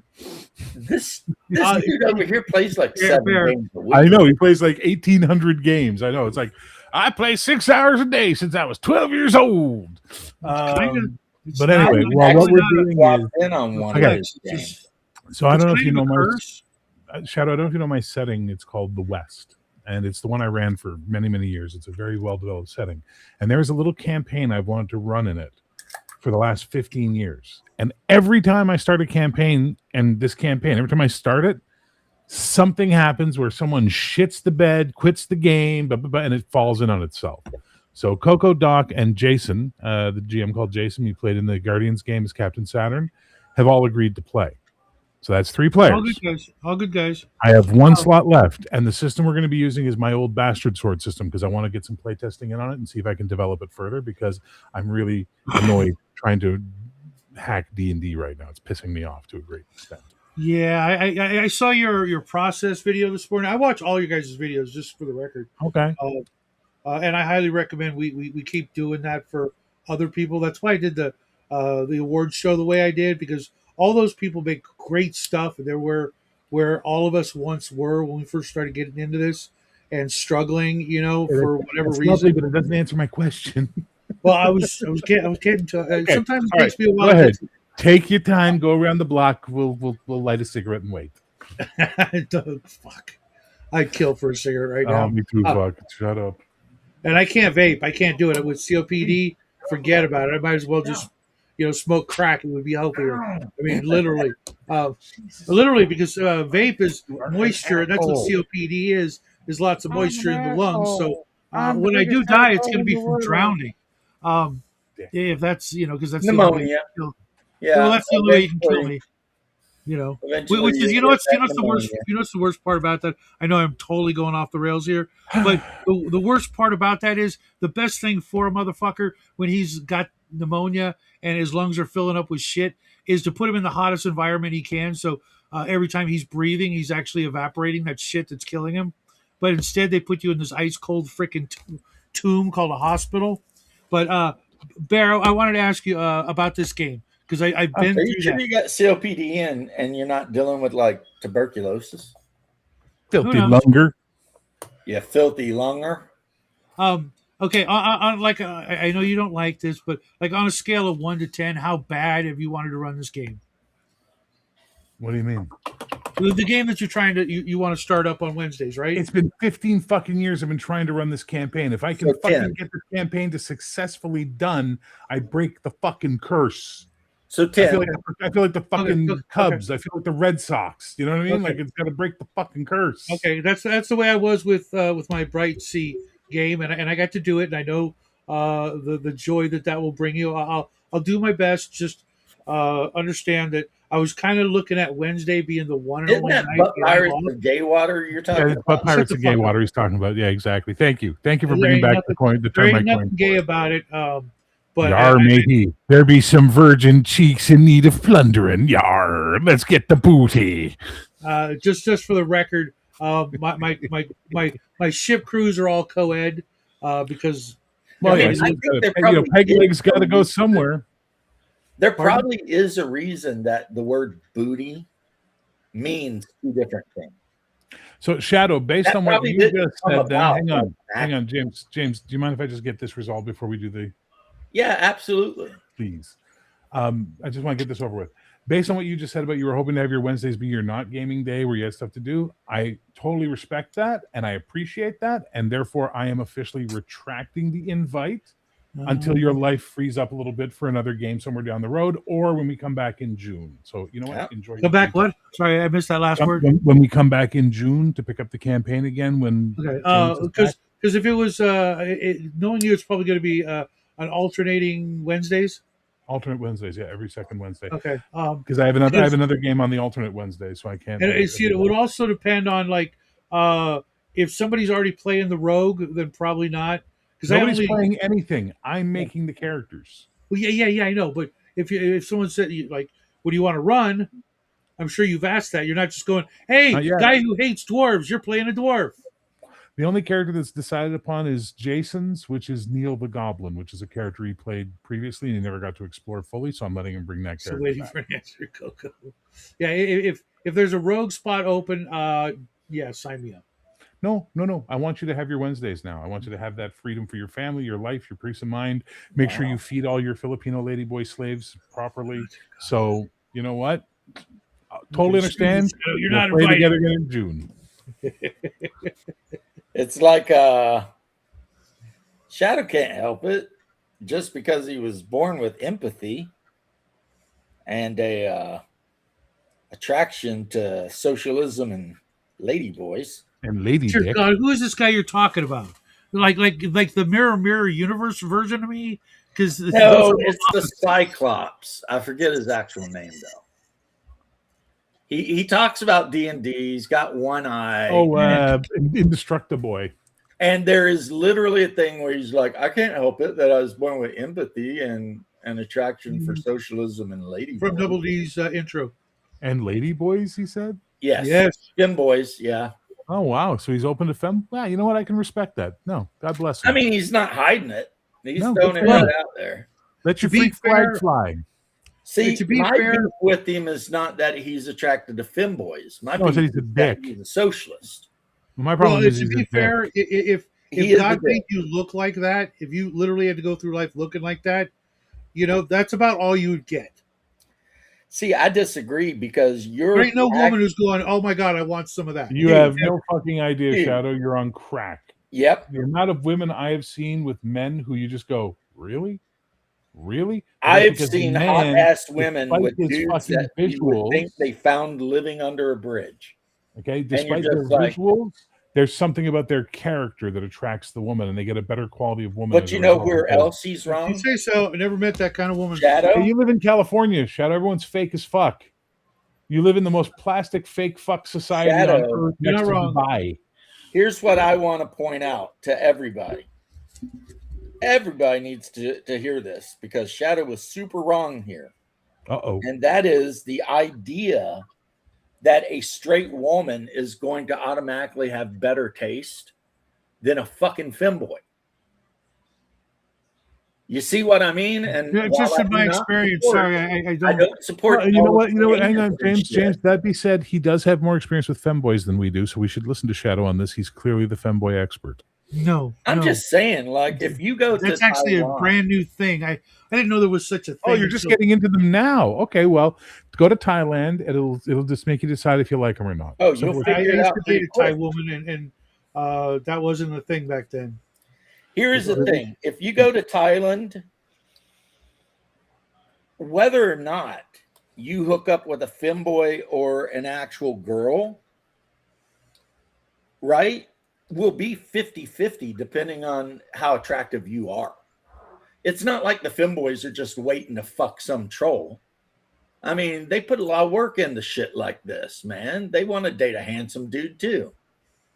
Now, first off, I think the whole situation is sinful and bad, but it's not my business. But you see what I'm saying here. Uh-huh. Like if it would be like saying a gay dude will just automatically sleep with anyone. And it's like that is simply not true. Well, James, I got some bad news for you, buddy. Not all of them. A lot of No, them. all of them. Jim Bro. All of them. I used to bounce in gay clubs, James. I got bad news for you. The reason why heterosexual men don't get to have as much sex as they want is because we have women as fucking gatekeepers. the gay community, it's like fuck, fuck, fuck, fuck, fuck, fuck, fuck, fuck, fuck. It's all the male impulse to fuck with no woman to go, I have a headache. Like, doesn't exist in that community. I'm sorry. I'm not disagreeing with you, but I am saying that a lot of gay dudes got a type, Oh, they all have types for and sure. they're going Yeah, for their type. But they also have Sure. days of the week ending in Y.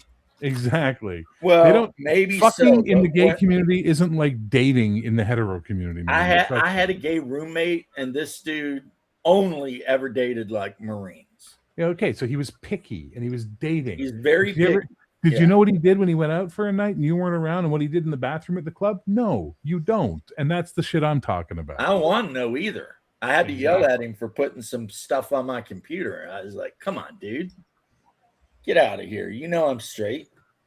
So It's like, well, I had to test the waters. no, I never did that because I find it disgusting. But at the same time, the guy was my buddy, so I was like, and he is homeless, so I was like, okay. I feel like it's the good thing to do to get this guy off the streets before someone murders him and whatever. But eventually he pushed it too far because he started, like you said, getting promiscuous, but it was all Marines. But after a while, I was like, this is like the seventh dude you've brought to my house, dude. This is like, no, And he ended up moving to Gatlinburg. What is okay? I'm sorry. I'm not intimate with the meaning of he moved to Gatlinburg, which implies what? Gatlinburg is in eastern Tennessee, and it's basically like the gayest part of Appalachia. It's also where Dolly World is. Well, that makes sense. Like when you go to Gatlinburg, it's like super liberal. It's kind of like Austin in Texas. It's like that one place in the whole damn state where it's super liberal and everyone's super full of pride. Kind of like in North Carolina, they call it Asheville or Ashland or whatever. We don't have one in Kentucky. Well, maybe Louisville. But so he moved up there. There's a huge touristy thing there. So lots of jobs. And they're very open-minded. Like when I went up to Gatlinburg on vacation with my mother or my sister-in-law, I was standing in line to this way overpriced restaurant, and there was this little punk ass bitch wearing a shirt that said, Dear Mom, please bomb Kentucky. And of course I had to be like, oh, you got a problem with Kentucky? And they backed down, but I was like, yeah, I'll smack a bitch in upside the head if they start going after my Commonwealth. You know what I mean? But it was probably somebody from Kentucky that was just complaining that Kentucky's so conservative. Except Louisville, which is super whatever, So, hey, yeah, it's a giant tourist trap, but Dollywood is actually really cool. And apparently they do more business lately than Disney World. So they're doing really good. But yeah, it's a giant tourist trap. My sister-in-law rented cabins like in it wasn't in Gatlinburg, but it was like a little north. Beautiful, like log cabins with all of the amenities. And then we, just hung around and it was very nice, but for the heart of Appalachia, it was incredibly like degenerate and left leaning. But it was still fun. It was still fun. I mean, that restaurant we waited an hour to get into, I had some really good cheese grits with shrimp. Oh my God, amazing, Never so had I'm grits. happy about that. What? Never had grits. Ever. Well, that's because you're from California, though. Yeah, but my mom's from freaking Georgia. She probably just forgot about it and didn't tell you then, I guess. Because you can tell, like, the South Literally, if you want to tell if you're in the South, grits will be on the menu at the restaurant. Yeah, I've If never. you're I somewhere and don't there's think I've no ever seen them grits on the on the menu. menu, you're not Yeah, really in the South. yeah, Even I've in never seen them on the Orlando, menu. if you go into a breakfast joint, you will see grits on that menu. And I don't even consider Orlando to be the South. I mean, It should be though, right? well, geographically it is, but Yeah, culturally, not so all much. like Orlando, Miami, Tampa, those are north. That's the north. Most of the people you run into is from Pennsylvania, Michigan, New York, right? Now, if you get out into the woods of Okeechobee, then you're dealing with like 100% tried and true Florida men. And them Gotcha. motherfuckers are nuts, right? That's the South, right? That's where you're going to get your grits with cheese or whatever, right? Jacksonville is definitely feels more like the South than Orlando does. But once you get into Georgia, forget about it, dude.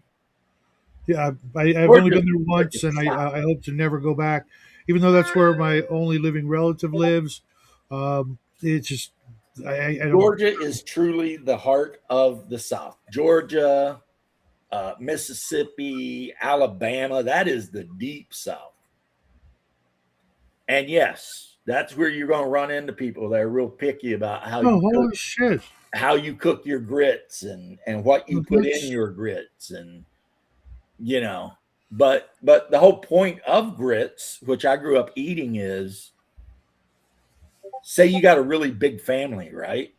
Sure. Okay, first off, have you ever ate cream of wheat? Nope. Farina. Nope. Do you know what it is? Yes. Grits is that, except it's a lot coarser ground and it's made out of white corn instead of wheat. So instead of Okay. cream Well, of that's a wheat, big difference, but okay. yeah, instead of cream of wheat, you could basically call it cream of corn, but you I can't. love cream corn. I put it on my There's mac and already cheese cream every corn, right? time I have it. So let's say you're really, really poor. A big old bag of ground grits is super cheap. So you Yeah. cook everyone some biscuits and some eggs, and then you put a big old ladle of grits right on the plate. And what I would do, and I don't know if any Southerners in the chat will agree or not, is I would crush my eggs up, right? So the yolk would come out and then mix them with the grits to form like this egg slash corn thing Mhm. and then eat them. And that was, I mean, ultimately it was so poor people could feed their families, Sure, I get it. like a filler, right? Mhm. But as has happened with, say, the Black community, which is basically the same as the Southern community, a lot of these foods that we start eating because we are so poor we couldn't afford anything else became the culture. Well, not take lobster for example. That used to be like extreme poverty food, and It did. now it's insane. Well, lobster and also oyster, Crawdads. Oh, okay, oysters. oysters. Yeah, Hey, yeah. Look, Bear. no Real one quick who had question. access to a nice cut of beef thought, you know what? I'm going to go out in this muddy creek and dig up a bunch of freaking mud bugs. Yeah. No one Okay. chose that if they had like a better choice. But Well, I don't know. I was going to make a.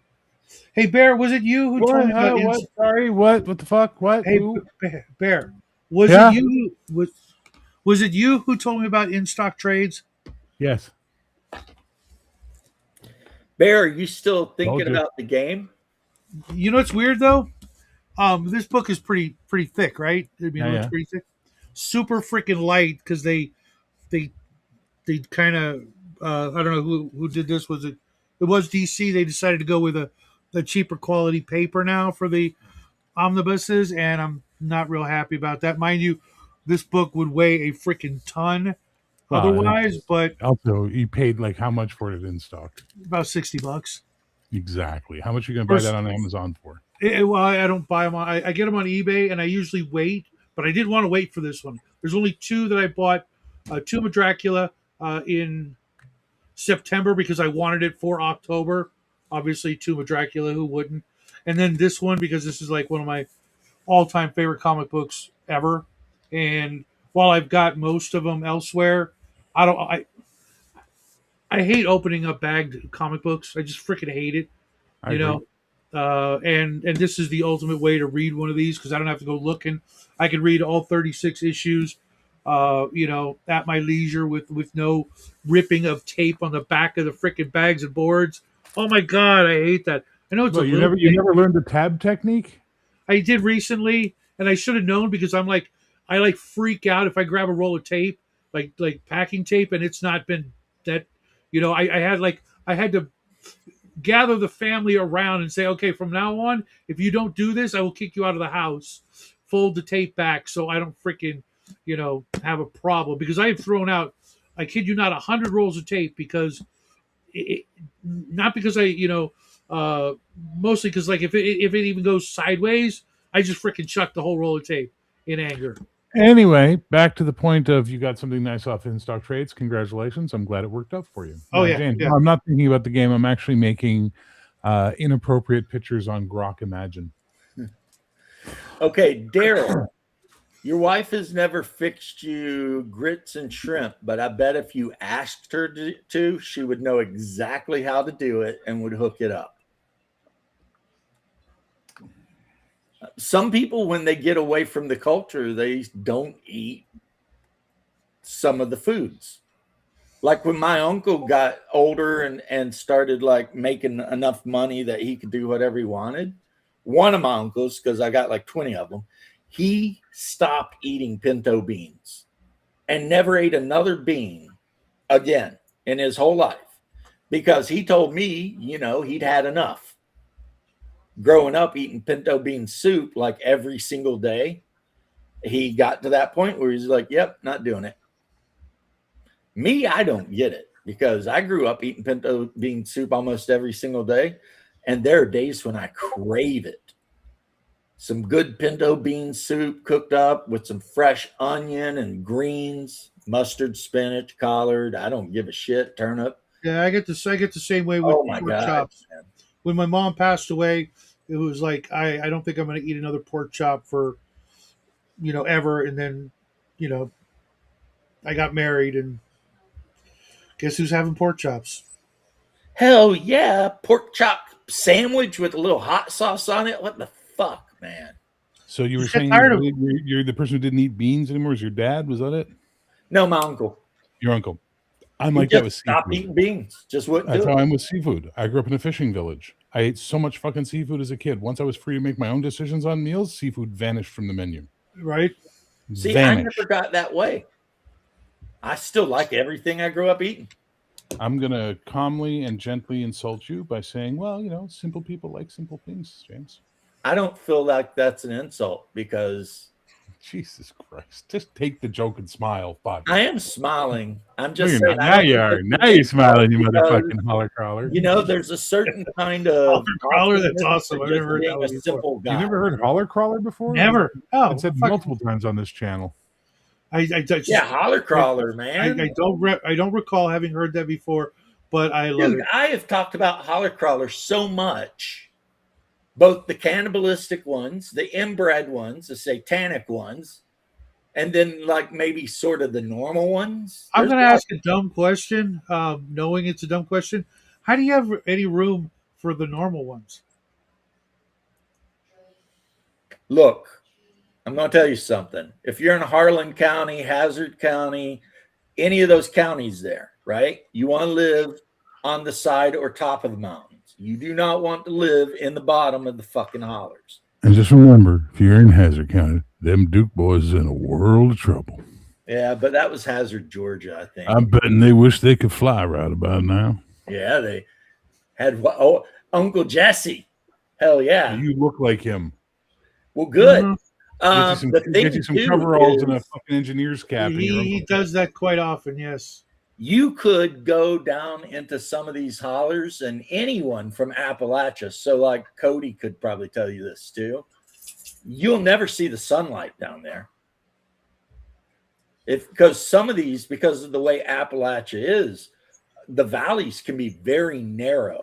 And then on top of that, old growth forest full of 100-foot tall trees. Yeah, I can hear the banjos and I can hear H.P. So, Lovecraft taking notes. so where And I you're grew down up, at the bottom of that, and sun just never goes.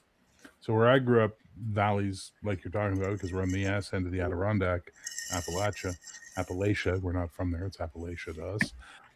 The valleys are super narrow. We'd go hunting, deer, partridge, whatever, and the valleys are super narrow. And so I'd see these valleys on TV that are like 3 miles wide, and there's a whole city in the valley. And I'm like, what the fuck? That's not a valley. It's a plain, man. Come on. A Yeah, valley's like California. a couple 100 feet wide, maybe. Like It's got all a of fucking, LA is built in a giant valley. it's got a river or creek running through it and trees everywhere, and it's just slope. You know And what I mean? Like, rocks. and rocks. Because Big, I like to call nasty rocks. Eastern Kentucky God's Rock Garden. Because, That's I fair. mean, it's just nothing but granite rocks everywhere, sandstone rocks everywhere, anthracite everywhere. And a lot of times when you want to go down to a holler, as Bear said, you don't just go like straight down. You'll have to go back, like switch back a couple times if it's a deep holler. And you're walking on a trail that's like a foot wide, man. And you don't want to slip because, I mean, that's a good couple 100 feet straight down there and with rocks. So, it'd be like being in a pinball machine. You'll be bouncing off of rocks all the way down, probably be dead. And there are people who live down there, like in Bethany, Harlan County, and there's a couple 100 people that live in that little community, and every single one of them is a Satanist. So when I told people about my uncle taking me to see like the Satanist graveyard, and people were like, bullshit, look into it. One thing they were doing way back in the day is they were doing human sacrifices of bums, and then they'd leave them on the train tracks. And if the train hit them, then There's when nothing left of 'em. the cops came through, they'd be like, well, he was drunk. He probably got passed out. Train hit him. He's so mangled up. It's like, whatever, right? But eventually, they figured it out. And they're like, oh, yeah, there's some weird groups down in there, man. But the guys that live like up on the mountains are typically good people, But if there's one single lane dirt road winding down into a holler, don't go down there. I mean, what are you trying to do? Find the blue people? Who I think they mostly cleared that shit up. Because there's a shot they can give them that make it where they're not blue anymore. But apparently, if you got recessive genes and you do a lot of marrying of first cousins and shit, you can be born looking just like a Smurf. Your skin be just. I'm gonna hire you an assistant. Like, this is my goal for you. I'm gonna hire you an assistant who's gonna write down all the topics we've discussed 30 or 40 fucking times. So when you start, they can just hold up a sign that says, "Already talked about this 40 times." That might not be a bad idea. But you forget shit we've talked about before. Yeah, see, Cody knows too. There's some weird ass shit there. Oh, everyone knows. No one is out here going, "Oh yeah, Appalachia. It's absolutely fucking rational, completely just modernized and super progressive." No, everybody's thinking Ozarks. When people think the word Ozarks, their brain actually is showing them the Appalachians. You know what I mean? People Like think the Ozarks is all. You can actually look up called Harlan County. I'll never get out of Harlan alive. Used to be a very popular song. There you go. Because of all the wars Who wrote and shit that they had. Who wrote it? Leatherback Snakeface. You've never heard of them?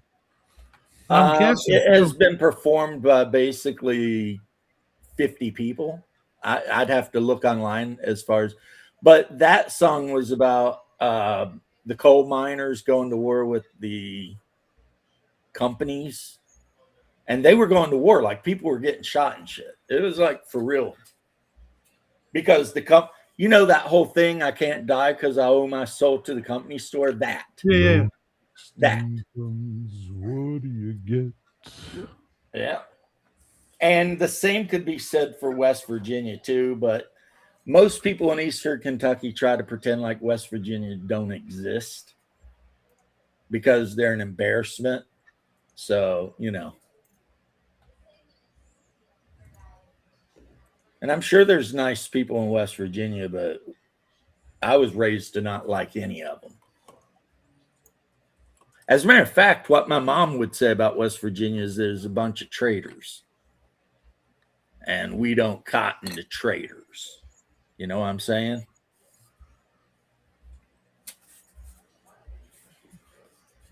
Exactly. And here's the thing, it's not even like I talk about supernatural stuff, but it's not even that. It's just the topography. Like they have these things called chimneys there. And a chimney is like a cave, except instead of going sideways, it goes up and down, right? Just where water has slowly over time wore a straight down freaking cave, right? And then you can, just by nature, you don't even need supernatural cannibals or anything to do this. That might get covered up, say with thick leaves, right? And then you're walking, and the next thing you know, you drop 100 feet down a chimney and die. Because when you do finally hit the bottom of that cave, you're dead. And then a bunch of people go looking for you, but how are they ever going to find you? There's no way. Dogs? Yeah, the dogs will smell you right up until that chimney. And if the chimney's been covered over again, fuck it. You're done. You're gone. You know? And you didn't even know it was a thing. Civil War's over. All's forgiven. Maybe for you, but not for my the older people in my family. They're still pretty Hey, good. that brings up a game question. I accidentally, no fault of my own, really, bought the new Deadlands. I don't know if you guys heard about it, I have heard about it. and I heard some stuff about it. You know, it being like super woke. They took the Civil War out and blah blah blah. Um, you think I should keep it or just you like? Well, the thing you haven't said yet is any of the stuff you heard true? Well, that's kind of why I'm asking you guys. You clearly heard about it, probably maybe even more than I did. I heard What's they up? did that, and I heard that the guy who wrote the game said that the reason they did that is he was running it at a convention, and one of the players at his table was apparently super like uncomfortable by the fact that there were not only Confederate soldiers, but people who were playing like veterans on the southern side. Now, he never said who the person was that was super uncomfortable. If I had to guess, it's probably a white liberal woman. Because, I mean, I don't think most brothers got enough time in their life to give a shit about whether, the Confederacy actually exists in some kind of weird West game. Or maybe I'm just giving the brothers way too much respect on that one, but that's how I feel. I feel like the brothers aren't the problem. It's probably some liberal white Right. chick that's like, I can't believe blah blah blah, and he changed it. Um, yeah, that's what I've been told. When do I get snuggles, and are you painting in your new shirt? No, if you look at my shirt, it's my Groiper shirt. Okay. I changed a new one soon, but that depends on how I do at Splendor.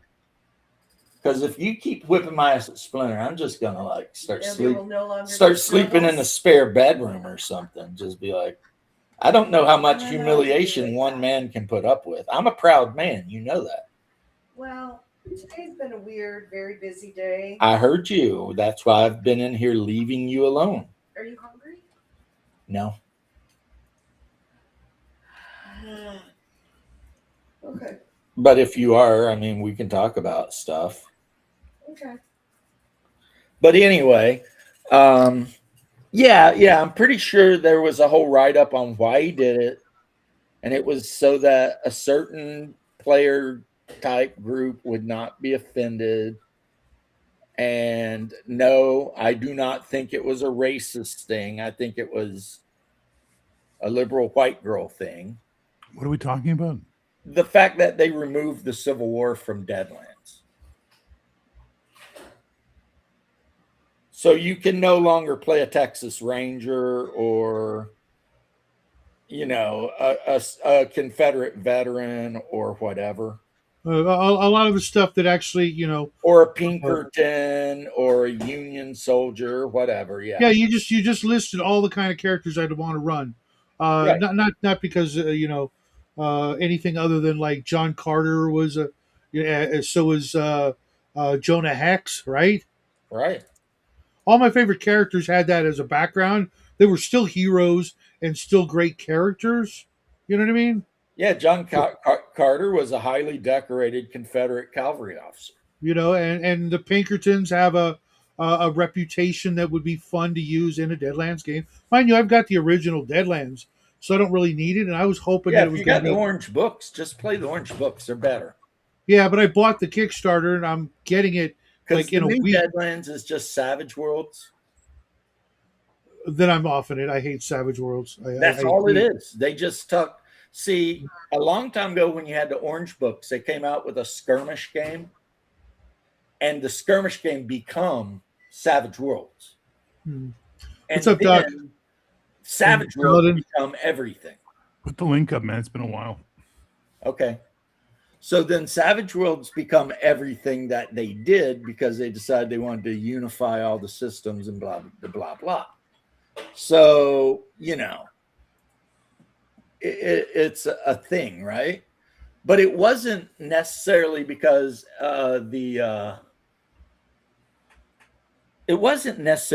the creator of Deadlands was like super woke. He was basically just doing it to appease someone else, and which is unfortunate.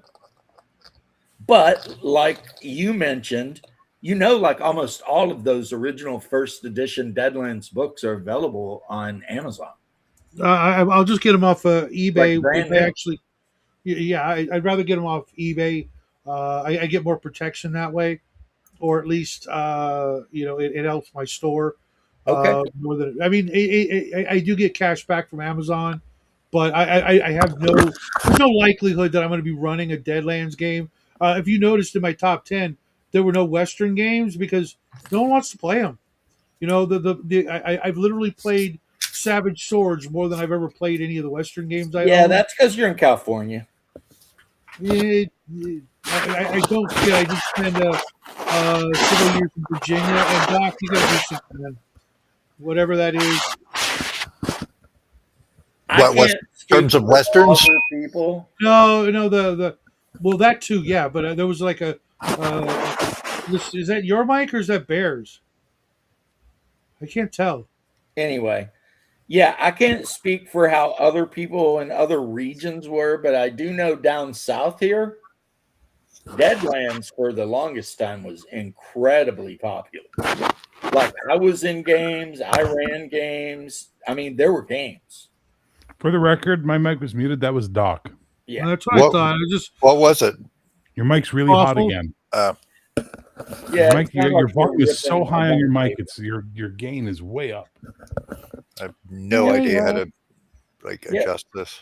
It sounded like you were just ripping the shit out of a bunch of paper.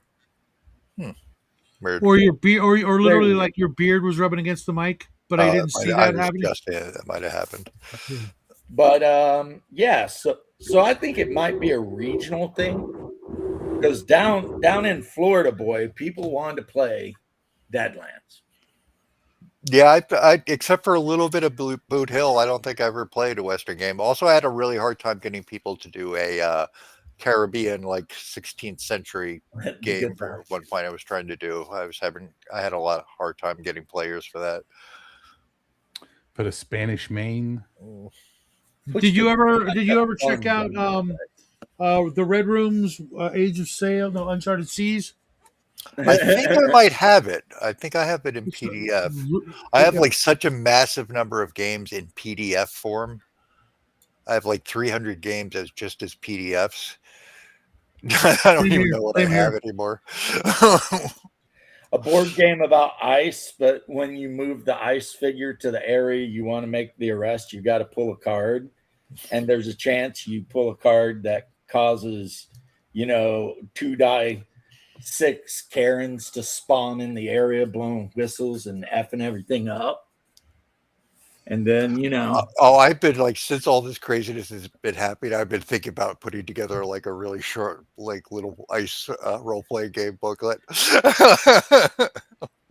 hey, maybe I should run an adventure set in Cremorium and Hyperborea where like the players get hired to go around and gather up all the picks or whatever and kick them out because they snuck into the city and they just been like,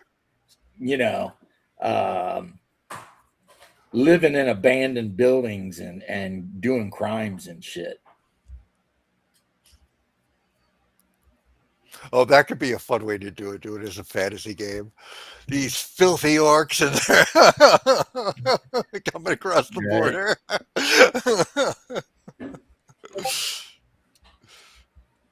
Yeah, I like Western games. When it comes to your average Western game, 3rd edition Boot Hill is beyond a shadow of a doubt the best incarnation of like a standard Wild West. no. I I wish I only could ever agree. played the first. If you Boot say Hill, Kinzer and Company's Aces and Eights, I'm going to be like, shut up. No. I'm going to say Red Room's Wretched Country. Well, I've never seen it. It's really good. There's But another guy who just did a big Western Third game edition too. I Boot can't Hill remember is what really it's good. called.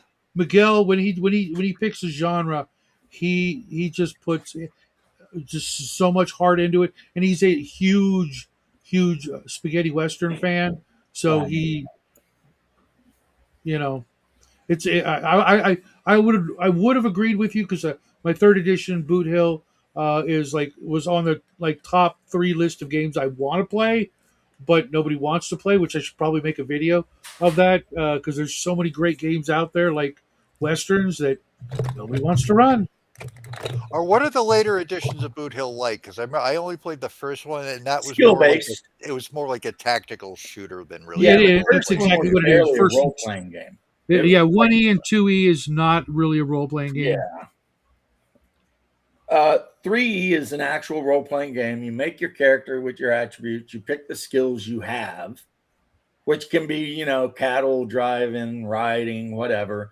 Gunfighting skills are very expensive, so you're probably not going to start like, Clint Eastwood or whatever. But and then when you get into a gunfight, you just duke it out.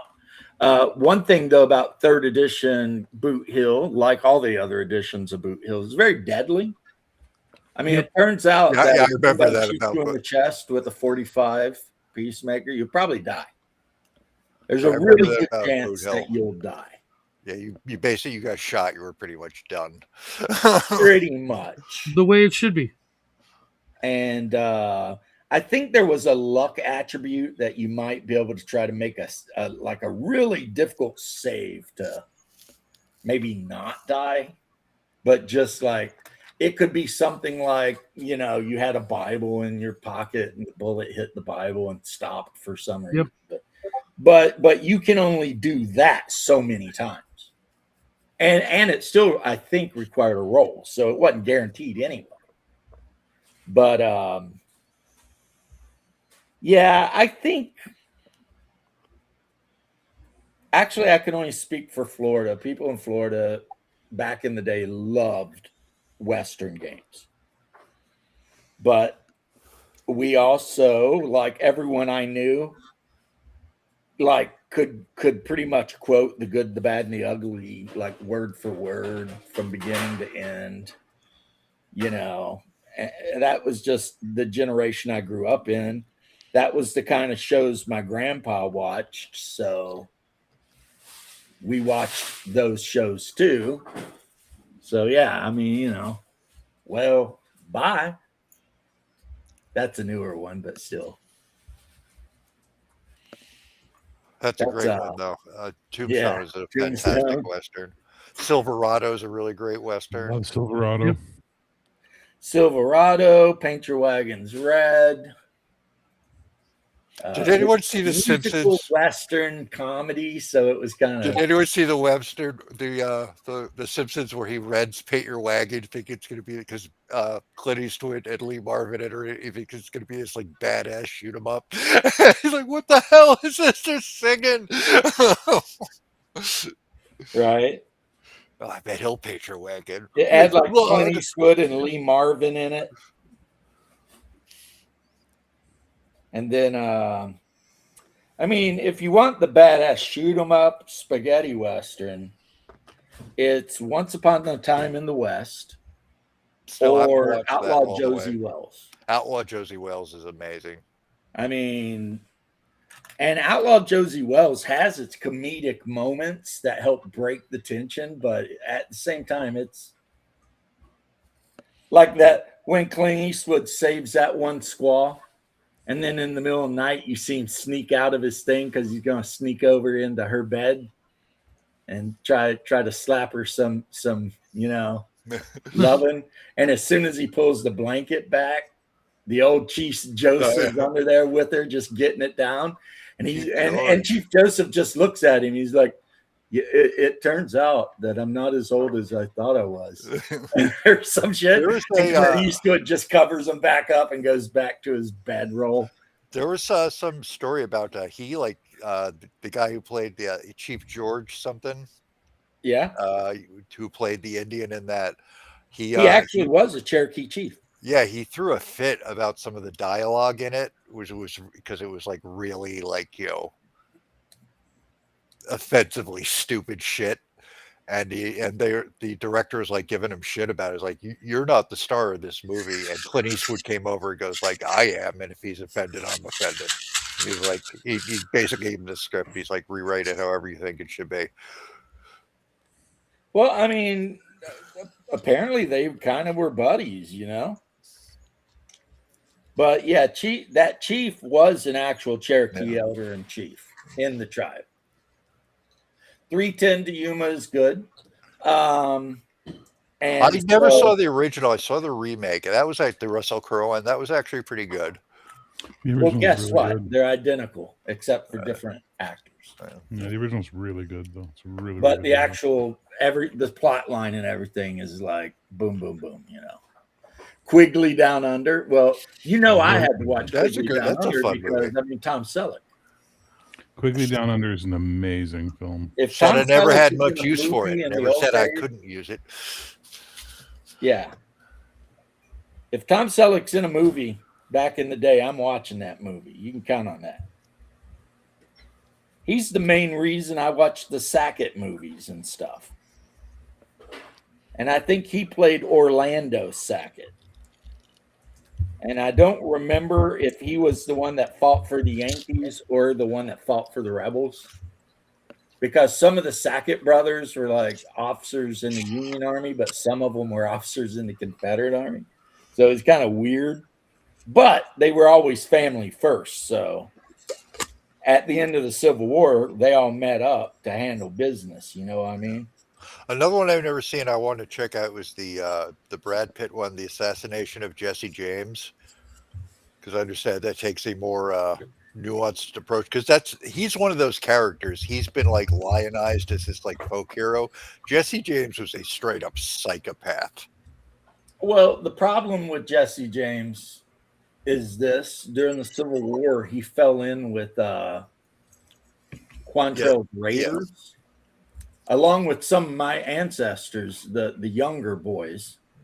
And at the end of the war, the punitive action against anyone that had rode with Bloody Bill Quantrill basically made it to where their options in life was banned. Yeah, I mean, what they did, because they killed. They weren't allowed to own land. They weren't allowed to. I mean, yeah, the Pinkertons, what they pulled was fucked up. But Jesse James was like, I think from what I've read, he seemed like he was like extremely bipolar.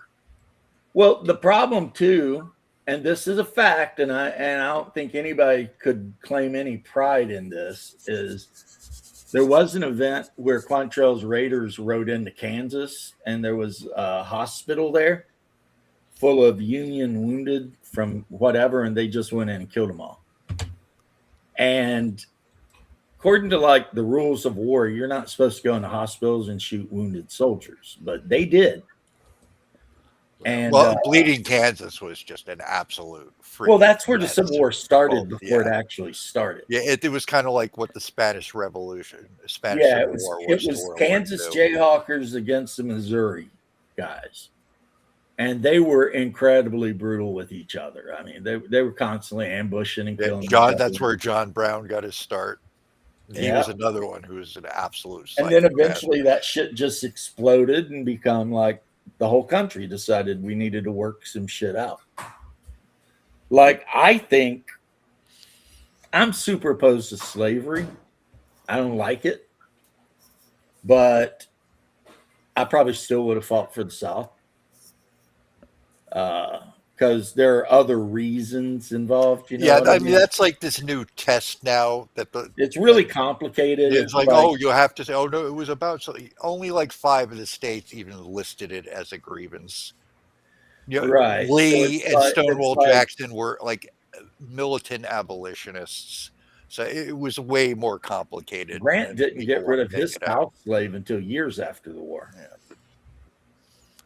But well, it's like a lot of things. It was very complicated, and we're lucky to be Americans because no one else in the world can fight a rebellion or a civil war without it turning into just a massive shit show.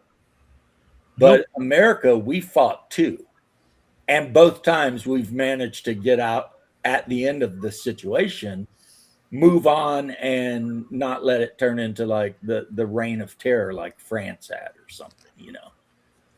So at the end of the Civil War, yeah, there was some unfair treatment. Some Southerners got their feelings hurt, and some of them held on to that shit even to today. And after the Revolutionary War, there was some bullshit that went down. But instead of turning into a bunch of murderous monsters, both times we managed to tamp the heat down and move on with our lives, you know? But that don't mean I like West Virginia because those fucking Hatfields went AWOL during the middle of the fucking war. The McCoys in Kentucky, they stayed till the end. And then when they came home from going AWOL from the Confederate Army, since all of the soldiers were gone, that fucking Hatfield guy was like buying up all the land and everything from the widows and shit, and was basically a giant scumbag. And then West Virginia decided it wasn't part of Virginia anymore. It was going to become a Union state. And they set themselves up as an area where the Union Army could cross the river there, the Shenandoah or whatever. Yeah, that was a fucked up feud. I remember being a kid when that officially ended, when the two families like finally decided to call a truce. I was like 10. You know what? This had been going on for like 100, like 30 yeah, years. hundreds, like tons of people died during that feud, and then I remember it being on the news that they McCoys ended up getting formally married. ended the feud. Hey, gents, I got to roll. Okay. I will see you guys tomorrow. Yeah. Have a great day. Good seeing you, Vic. Sorry I got to run, though. But that is pretty much what put an end to a lot of that feud, is when the McCoys and the Hatfields started intermarrying and shit. And then it was like, well, am I going to shoot my first cousin now? I mean, I read a book about that Hatfield and McCoys. Somebody had went in there and done an interview with both families. What a messed up family that is. Oh my God. It was worse than that. Worse than the Habsburgs. And, well, they were not and everything else. It was like, oh my God. You know.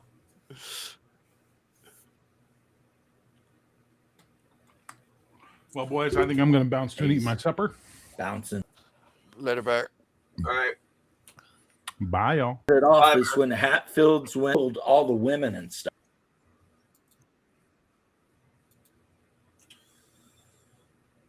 There goes James. Hey, Doc. Hey, what's up? We lost James. Oh, there he is. No, I'm back. He's just sneaking up behind But us. that was when it got really nasty, is when the Hatfields burnt down that cabin and killed the women. And then all of a sudden it turned into like basically a war between Kentucky and Eastern Kentucky and Western West Virginia. You know, it just, I mean, people were ambushing each other left and right, and just and then the government got involved in some of those counties, like from Pikeville and stuff. You had like more and more people getting involved, and it got bigger and bigger. And then eventually it just petered out, and now they're all intermarried and whatever. Hey, Doc, I got a question for you. Yeah, what's up? I got 2 books I got to get published, and I got Adobe Photoshop. What program do you use for your stuff? I do everything in Word. Do everything in Word? Which everyone swears up and down you should not do, and they're not wrong. But I've always written in Word, so I just kind of bite the bullet. The problem is anything as soon as you get over like 50 pages in Word, it starts like you start getting these weird, like janky, like resets. The book is done. It's 5 modules. It's 173 pages. I got to get it put together in the book form so I can send it to the printer and get the first one done so I can proof it and everything else. And then I can go. Once you have it in a PDF form the way you want it, you're good. All right. I'll unless it's drive through, then you have to use I forget what it is. No. I can't remember what drive through and stuff. No, I'm gonna do a one-off like on Lulu, just so I can get it. Oh yeah, just a PDF. I need to fix this, and this, and put it back together again and say ship it back out because I want it perfect for a Kickstarter. All you need is to have it in a PDF in whatever form you want. I'm putting the James Ward module in it and 4 other modules in it, so I'm just trying to get it all completed here so it can be done by DaveCon. I can get those done and stuff like that. Nice. Wow, very cool. So I can maybe have it printed done so that somebody like James, if he decides to come to DaveCon, I can slap one in his hand and he can go home and show his wife he didn't come up here just to drink and piss around and eat food. And he was telling me earlier though, Doc, he was saying he wants to try lutefisk and some other delicacies. Hell no, I was saying there's no way. However, I would rather eat lutefisk than freaking chitlins. Yeah. Any day of the week. Well, we can always get you some lefse. Because I am not a huge fan of like eating like intestines. Yeah. There's some weird food down here, like the tripe and the pig's feet. I do not get that crap. Okay, pig's feet is delicious if it's prepared. I tell you what, James, you come and I'll get you some lefse. Is that the rotten shark? No. Oh, and head cheese. Oh, no. Yeah. If you get lefse is a potato like pancake type stuff. Oh, okay, like a latke. Yeah. Yeah, latkes. Yeah, I've ate my share of potato pancakes. Don't worry about that. It's a riced potatoes combined with butter, cream, salt, sugar, and flour. It's like a pancake. Yeah. Well, the way my pop made them, they were fried potato pancakes. And then because he's Russian, that meant that they got served with a shit ton of sour cream. Yeah. Wow. Because if it's Russian food, somehow there will be sour cream involved. You can count on that. Yeah. Everybody, I say that I'm going to feed people less, and everybody starts cringing. I'm like, okay. Polish food is like that too. They put sour cream in it. Lutefisk is what I'll stay away from.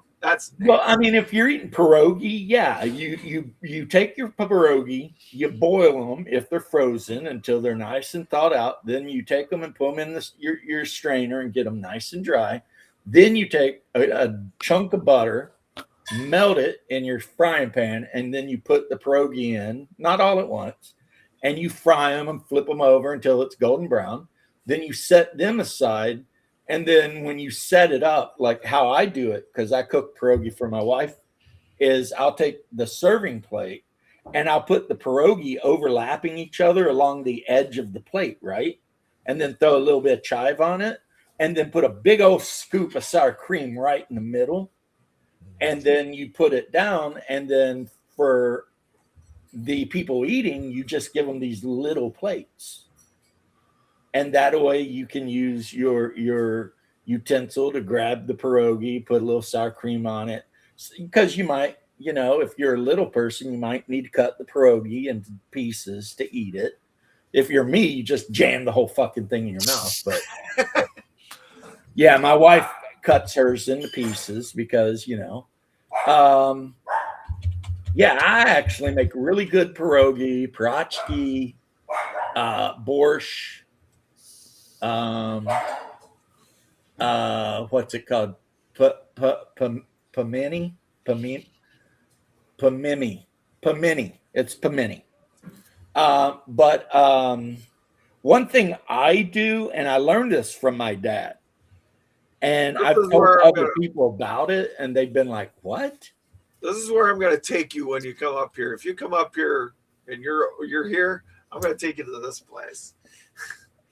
When I make borscht, Kramarczuk's, Czechs. That is not how you say Czech. Well, that's how they. But that's how they said. Okay. Yeah. One thing is like, and this is something a lot of people that I know who eat borscht freak out about, is my borscht starts with sausage. Like you take the big pot you're going to make the borscht in, and you put sausage in it, and you cook the sausage, and then after that you add the vegetables and the stock. So you add the beets, carrots, onions, basically about anything can go in borscht. And so like on the Jewish side of the family, they're like, you put meat in the borscht, right? And I'm like, well, yeah, my dad taught me that. That's how he does it. And I guess if you had beef sausage, it could still be kosher, but it wouldn't be as soon as you put sour cream in it. Because remember, in Jewish dietary law, you can never mix meat and dairy, ever, right? But I'm a Christian now, so I don't worry about all that shit. But yeah, it's basically, people get flipped about borscht like they don't understand what it is. It's vegetable soup. Yeah. Sometimes with meat. It's got an unfortunate and name. made with beets. It's made with beets. They got all that stuff here at Kamarczek's up here in Minnesota. We have a German restaurant here called like the Leaning Willows or something. Yeah. But they make excellent, authentic Hungarian goulash. I mean, they make all that over there at Kamarczek's. Like for real, not like canned tomatoes poured over like elbow. Look at their but like their restaurant. Look at their restaurant stuff, and you'll be like, oh, I gotta go. Well, I imagine that shit would be common, because the thing about being in the South is, traditionally in the South, you don't have Roman Catholics. Traditionally, you don't have a lot of Scandinavians, Russians, Slavs, Greeks, any of that shit.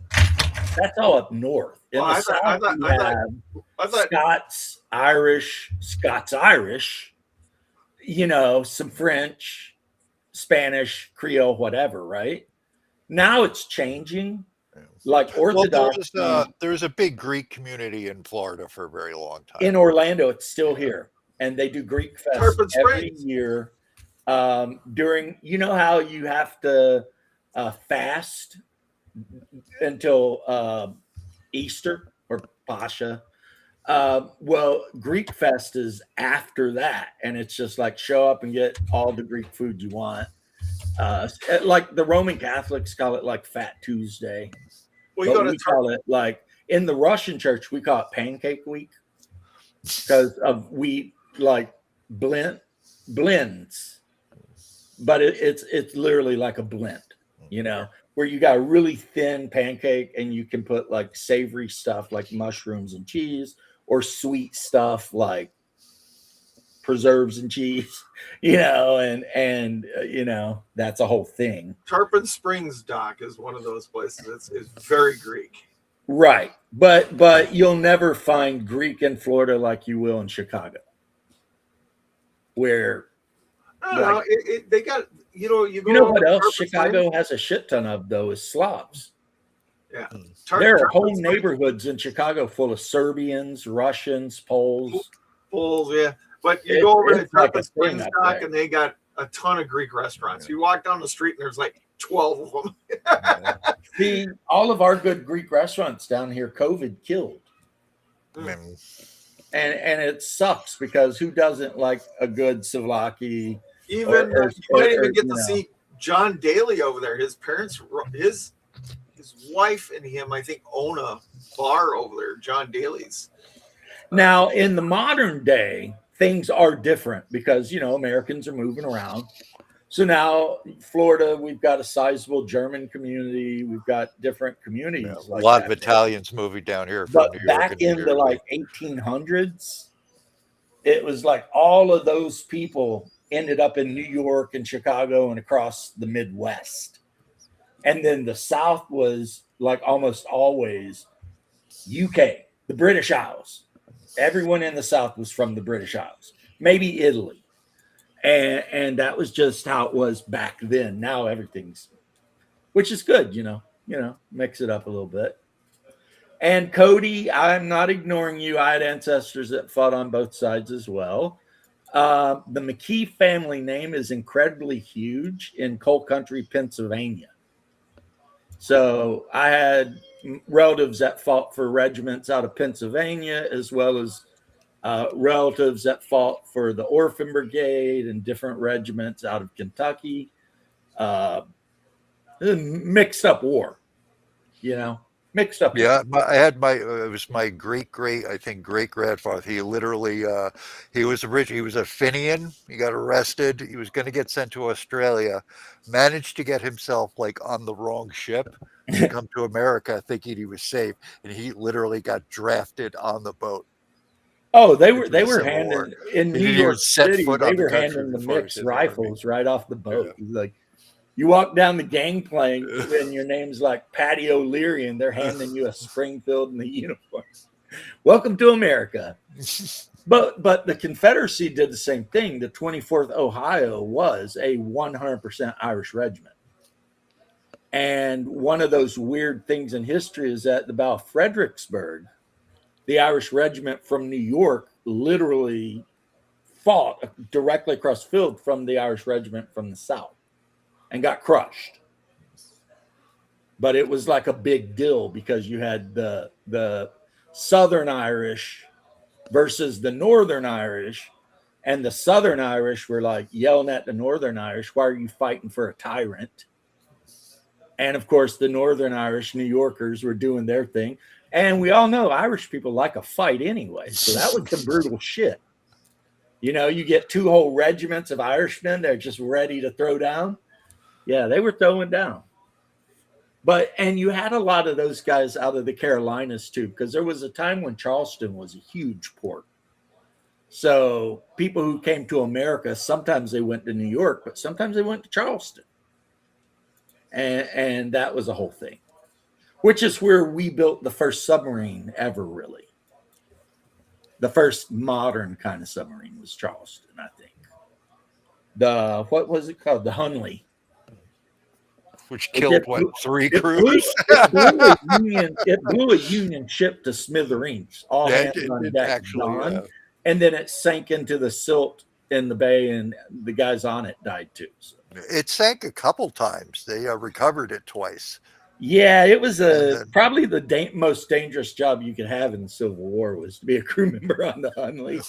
They built it out like a big copper boiler, and the propeller was powered by like a freaking turn screw thing that the guys just a bunch of guys sitting down the length of it, turning the thing, and then it had like a big pole with like a sea mine at the end of the pole.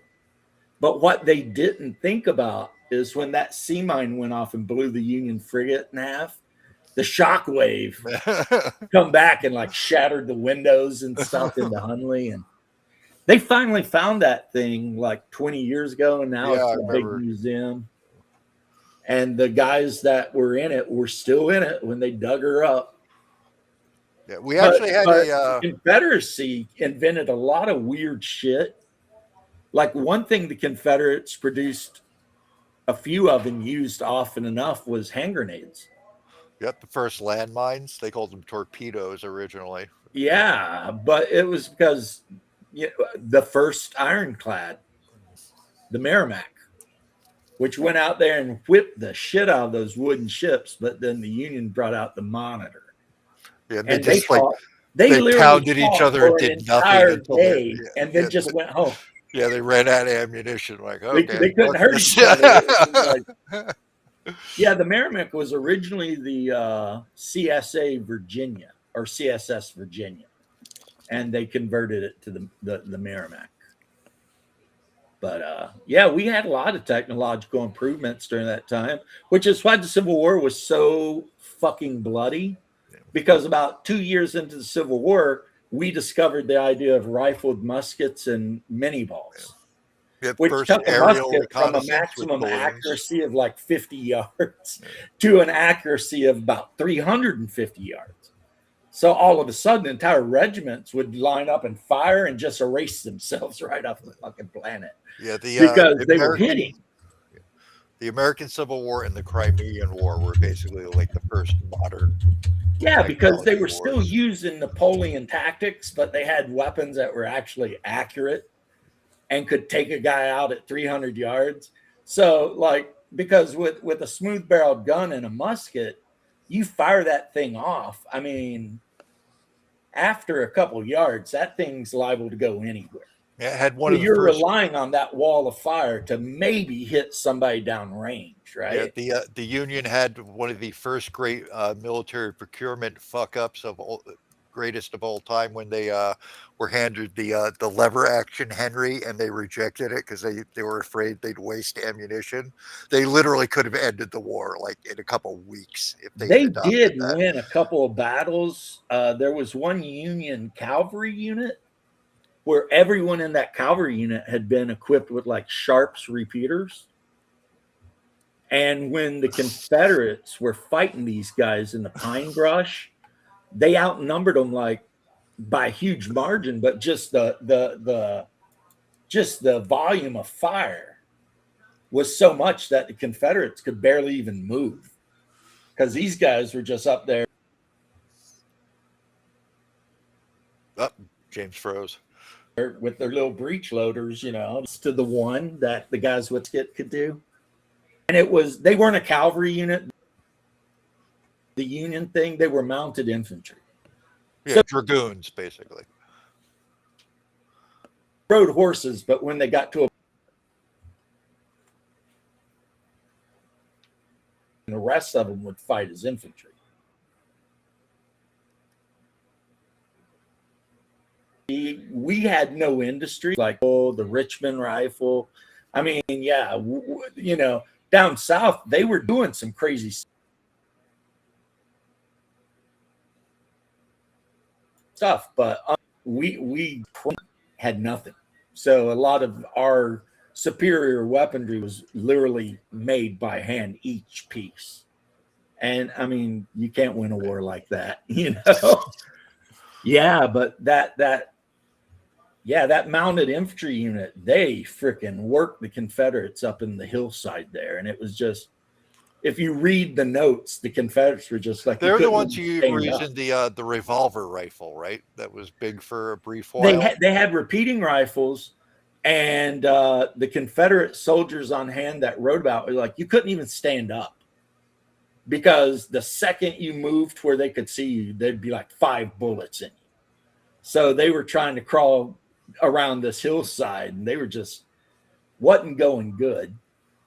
Where we down here, and by we, I'm an American, but where the Confederate had the North, though, was accuracy at range. Like the Confederacy had some of the best snipers during the Civil War. Like everybody shooting down officers at like 500 yards. Yeah, everybody in the South was a hunter, and hardly anyone up north was. It was that, and also we had a special rifle and a scope. It was the Kentucky rifled musket, and it had like kind of a scope on it. And this thing was like 8 feet long. maybe not 8 feet, but it was a big freaking long ass rifle, right? And they would load that bitch up, and if they could catch an officer out there, they could get him.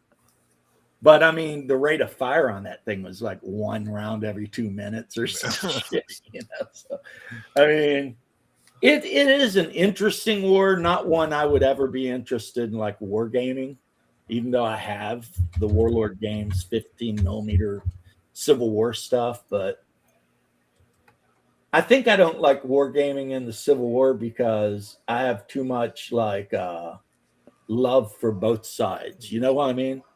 And even though you're playing a war game, every time you have to remove a stand of infantry, whether they're blue or gray, it's like those were Americans. You know what I Net mean? loss. Now they're dead, they're gone, and it really happened. Speaking Right? of games last night, what was I playing with David Wesley's group? We were playing. Oh, look at this name dropping bastard over here. What was I playing with Colonel David Wesley? Well, no, I just. No, I'm actually super interested. I was just giving you a little shit. All right. We were playing Conquest of Empires last night. Have you guys ever played that one? It's a board game. No. Heard of it, never seen it played. It is a very interesting game, and we were. I was the Turkish state, and I was getting beat up by Egypt because I'm that close by land wise, but. Yeah, I made a fatal elemental mistake in the game, and otherwise I would have been golden. But it's a very interesting combat game like that you play in the Roman Empire times, where the Roman emperor is dead, and then you got 5 or 6 suitors all looking to be the next Roman emperor, and you try to battle each other, sort of like Risk. Nice. It is. I like my favorite game that I guess is a war game too, because it can be. It's not necessarily have to be though. Is a game called Innis, right? And with Innis, you start with like your tribe, and you get like 3 members of your tribe, and everybody can put their tribe down on this random land, which is Ireland. And you can keep exploring it, right? Mm-hmm. But how the combat works is if you and another person go into a combat, you take turns and you have to either discard a card from your hand or remove a figure from the battle. Oh. So if you've got enough guys in your army and you notice that your opponent only has like 2 cards, if you're willing to let a couple of guys go, you can just charge across and take people out. There's like 7 ways to win the game, including like if you have the most amount of your tribe on 6 different territories, or if your tribe has 6 different other people's tribes on your territory, but you outnumber them, because it means that your tribe actually rules their tribe on that land. You can build castles and forts. And some of the cards you get can be like cards from the Celtic gods. So you could play like the Lulem Vada card, and it'll allow you to do some crazy thing, or all the different Irish gods are represented. And then also, each terrain type, if let's say you send your men exploring and you explore and find the mountains, you get the mountain card. And the mountain card, if you play it, says that anyone invading the mountain has to immediately remove a figure before they can even enter the mountain, because it's mountains, right? So if somebody has like 2 soldiers and they're just trying to move in to be a presence in your territory, you can be like, it's the mountains. So one of your guys is dead. Now I outnumber you, which means you've actually fed into my victory condition. We also play Scythe. I don't know if you've ever seen that game. It's pretty fun. The Conquest of Empires, or whatever. Yeah, Conquest of the Empire. The in the game, if you have like a catapult and you got the fortified city, you make those dice rolls go down precipitously. It's just like boom, boom, boom, boom, boom. So you have to roll like a 6, on a 6-sided die to kill anything. So it's just like it's super hard to get these things to die and stuff. So it's a back and forth battle, and you don't have unlimited troops or anything else. You're limited to so many troops you can have for the whole board. So it's Yeah, same with Ennis. You can only have like 20 troops ever. And they're not troops. It's like you've got guys with axes and you've got guys with spears, but then you've got women with like Rolling baskets. pins. You got like a druid just standing there because it actually represents your tribe. Like one of my wife has this card she loves to play. And basically on her turn, she can play this card, pick a territory where there are enemy tribes, remove one of the enemy tribes and put one of her friendly tribes in its place. And the card is called Intermarriage. And it's basically like exactly that. This land was ruled over by the clan MacLeod or something, but then there was an intermarriage, and now some of your people were over there, because yeah, there's a lot of stuff with this game, but it's a great game, especially if you like Irish mythology. It's like at the beginning of each turn, you have to determine who the Brannon is, so the king, the high king, and then you flip a coin, and the coin will let you know whether you're playing counterclockwise or clockwise. And then you have the seasons, spring and all that, which matter. And then you take turns drafting cards. So it's like you deal everyone 5 cards, but then you can only pick one card, and you have to hand the 4 cards to your right or left, depending. And then everyone picks one from there. And then when you get the 4 cards or whatever, you pick one and you hand them the opposite way. And it goes until everybody's got their hand of cards. And the cards are how you take actions. So if you want to invade an enemy province, like for a war, you have to have the war card. And you play it on your turn and move troops into a place and fight a war. Speaking of course, James, if they got a castle, that sucks because they can immediately put one of their figures in the castle, and that figure can never be killed, which means no matter what happens, they're always got that one guy in the castle. Did you ever drop me that box of ships, James? I have not. It's right here in front of me. That's the problem. I tell people, I was going to send you some stuff for you. I was going to send you some get stuff. You'll get it. It's guaranteed you're going to get it. It's just not guaranteed. I was going to drop you a box of stuff to come back to you. So it was like, okay, as soon as I got it, I was going to undo it really good, and then I was going to repack it and send it back. Oh, I got mine packed and ready to go. I just need to ask my wife, like on a Saturday, to give me a ride up to the post place and send it out. I mean, it's ready to go. It's addressed and everything. I made garlic bread pizzas. I know whatever you made smells really good. That shirt looks really good on you too. But yeah. So on a Saturday, damn, I should have done it the other day when we were off because we had to go get glasses. I had to go to Staples to turn in like all the things that I bought that were too big for her to wear. I had a whole busy day, and I bought her some. I thought they'd look real sexy on her. I bought her some 3-stripe Adidas biker shorts. They're too big. I was like, damn it,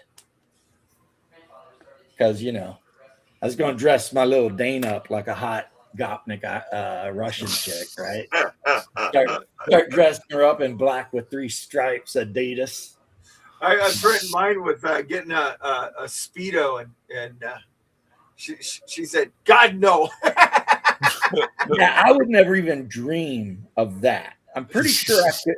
Like, I was pretty sure I could definitely get away with the Gopnik gear, but My wife is very, very modest otherwise.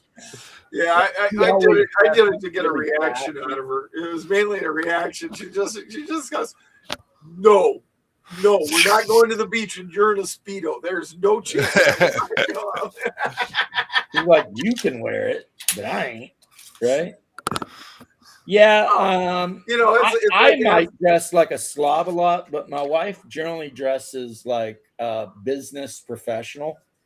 well, it's sort of like the other day. She said she was going to do her exercise, and she's got this exercise thing, and she goes, "I got to figure out what I'm going to wear to exercise." And I said, "A bikini's fine." And she looks at me like going, "You pervert!" And I said, "Yeah, I'm your pervert. So what does it matter?" I mean, you know. A bikini, some short shorts, and a tank top. I mean, whatever, right? Well, hey, nobody's looking in the house. It's for my enjoyment only. So I was just like, you know, Well, what it's the just that hell? women are weird anyway because they're always talking about dressing this way or that way.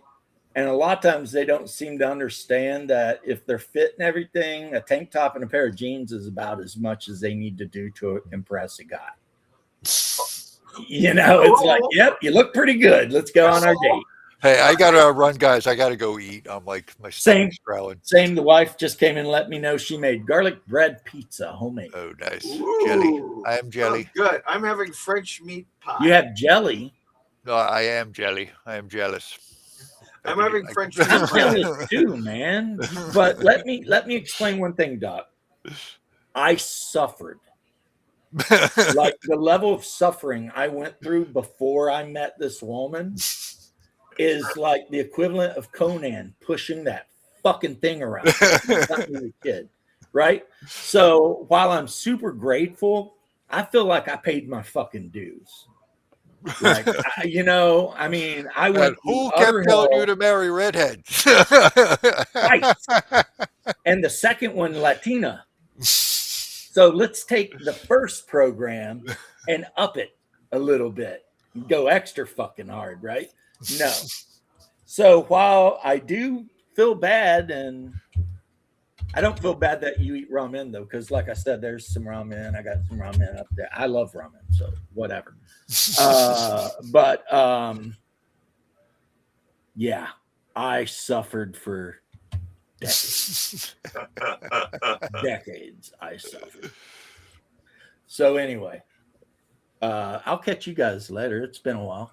Later, guys. But hopefully, whoever the unknown person that said no, you got to do more live streams on the comments of the last. Hopefully, he's happy. Yeah. Because I was like, I'm not doing live streams so much anymore. And the dude was like, no, we need more. Okay. Catch you later, guys. All right. Hasta la vista. Hasta la vista, baby.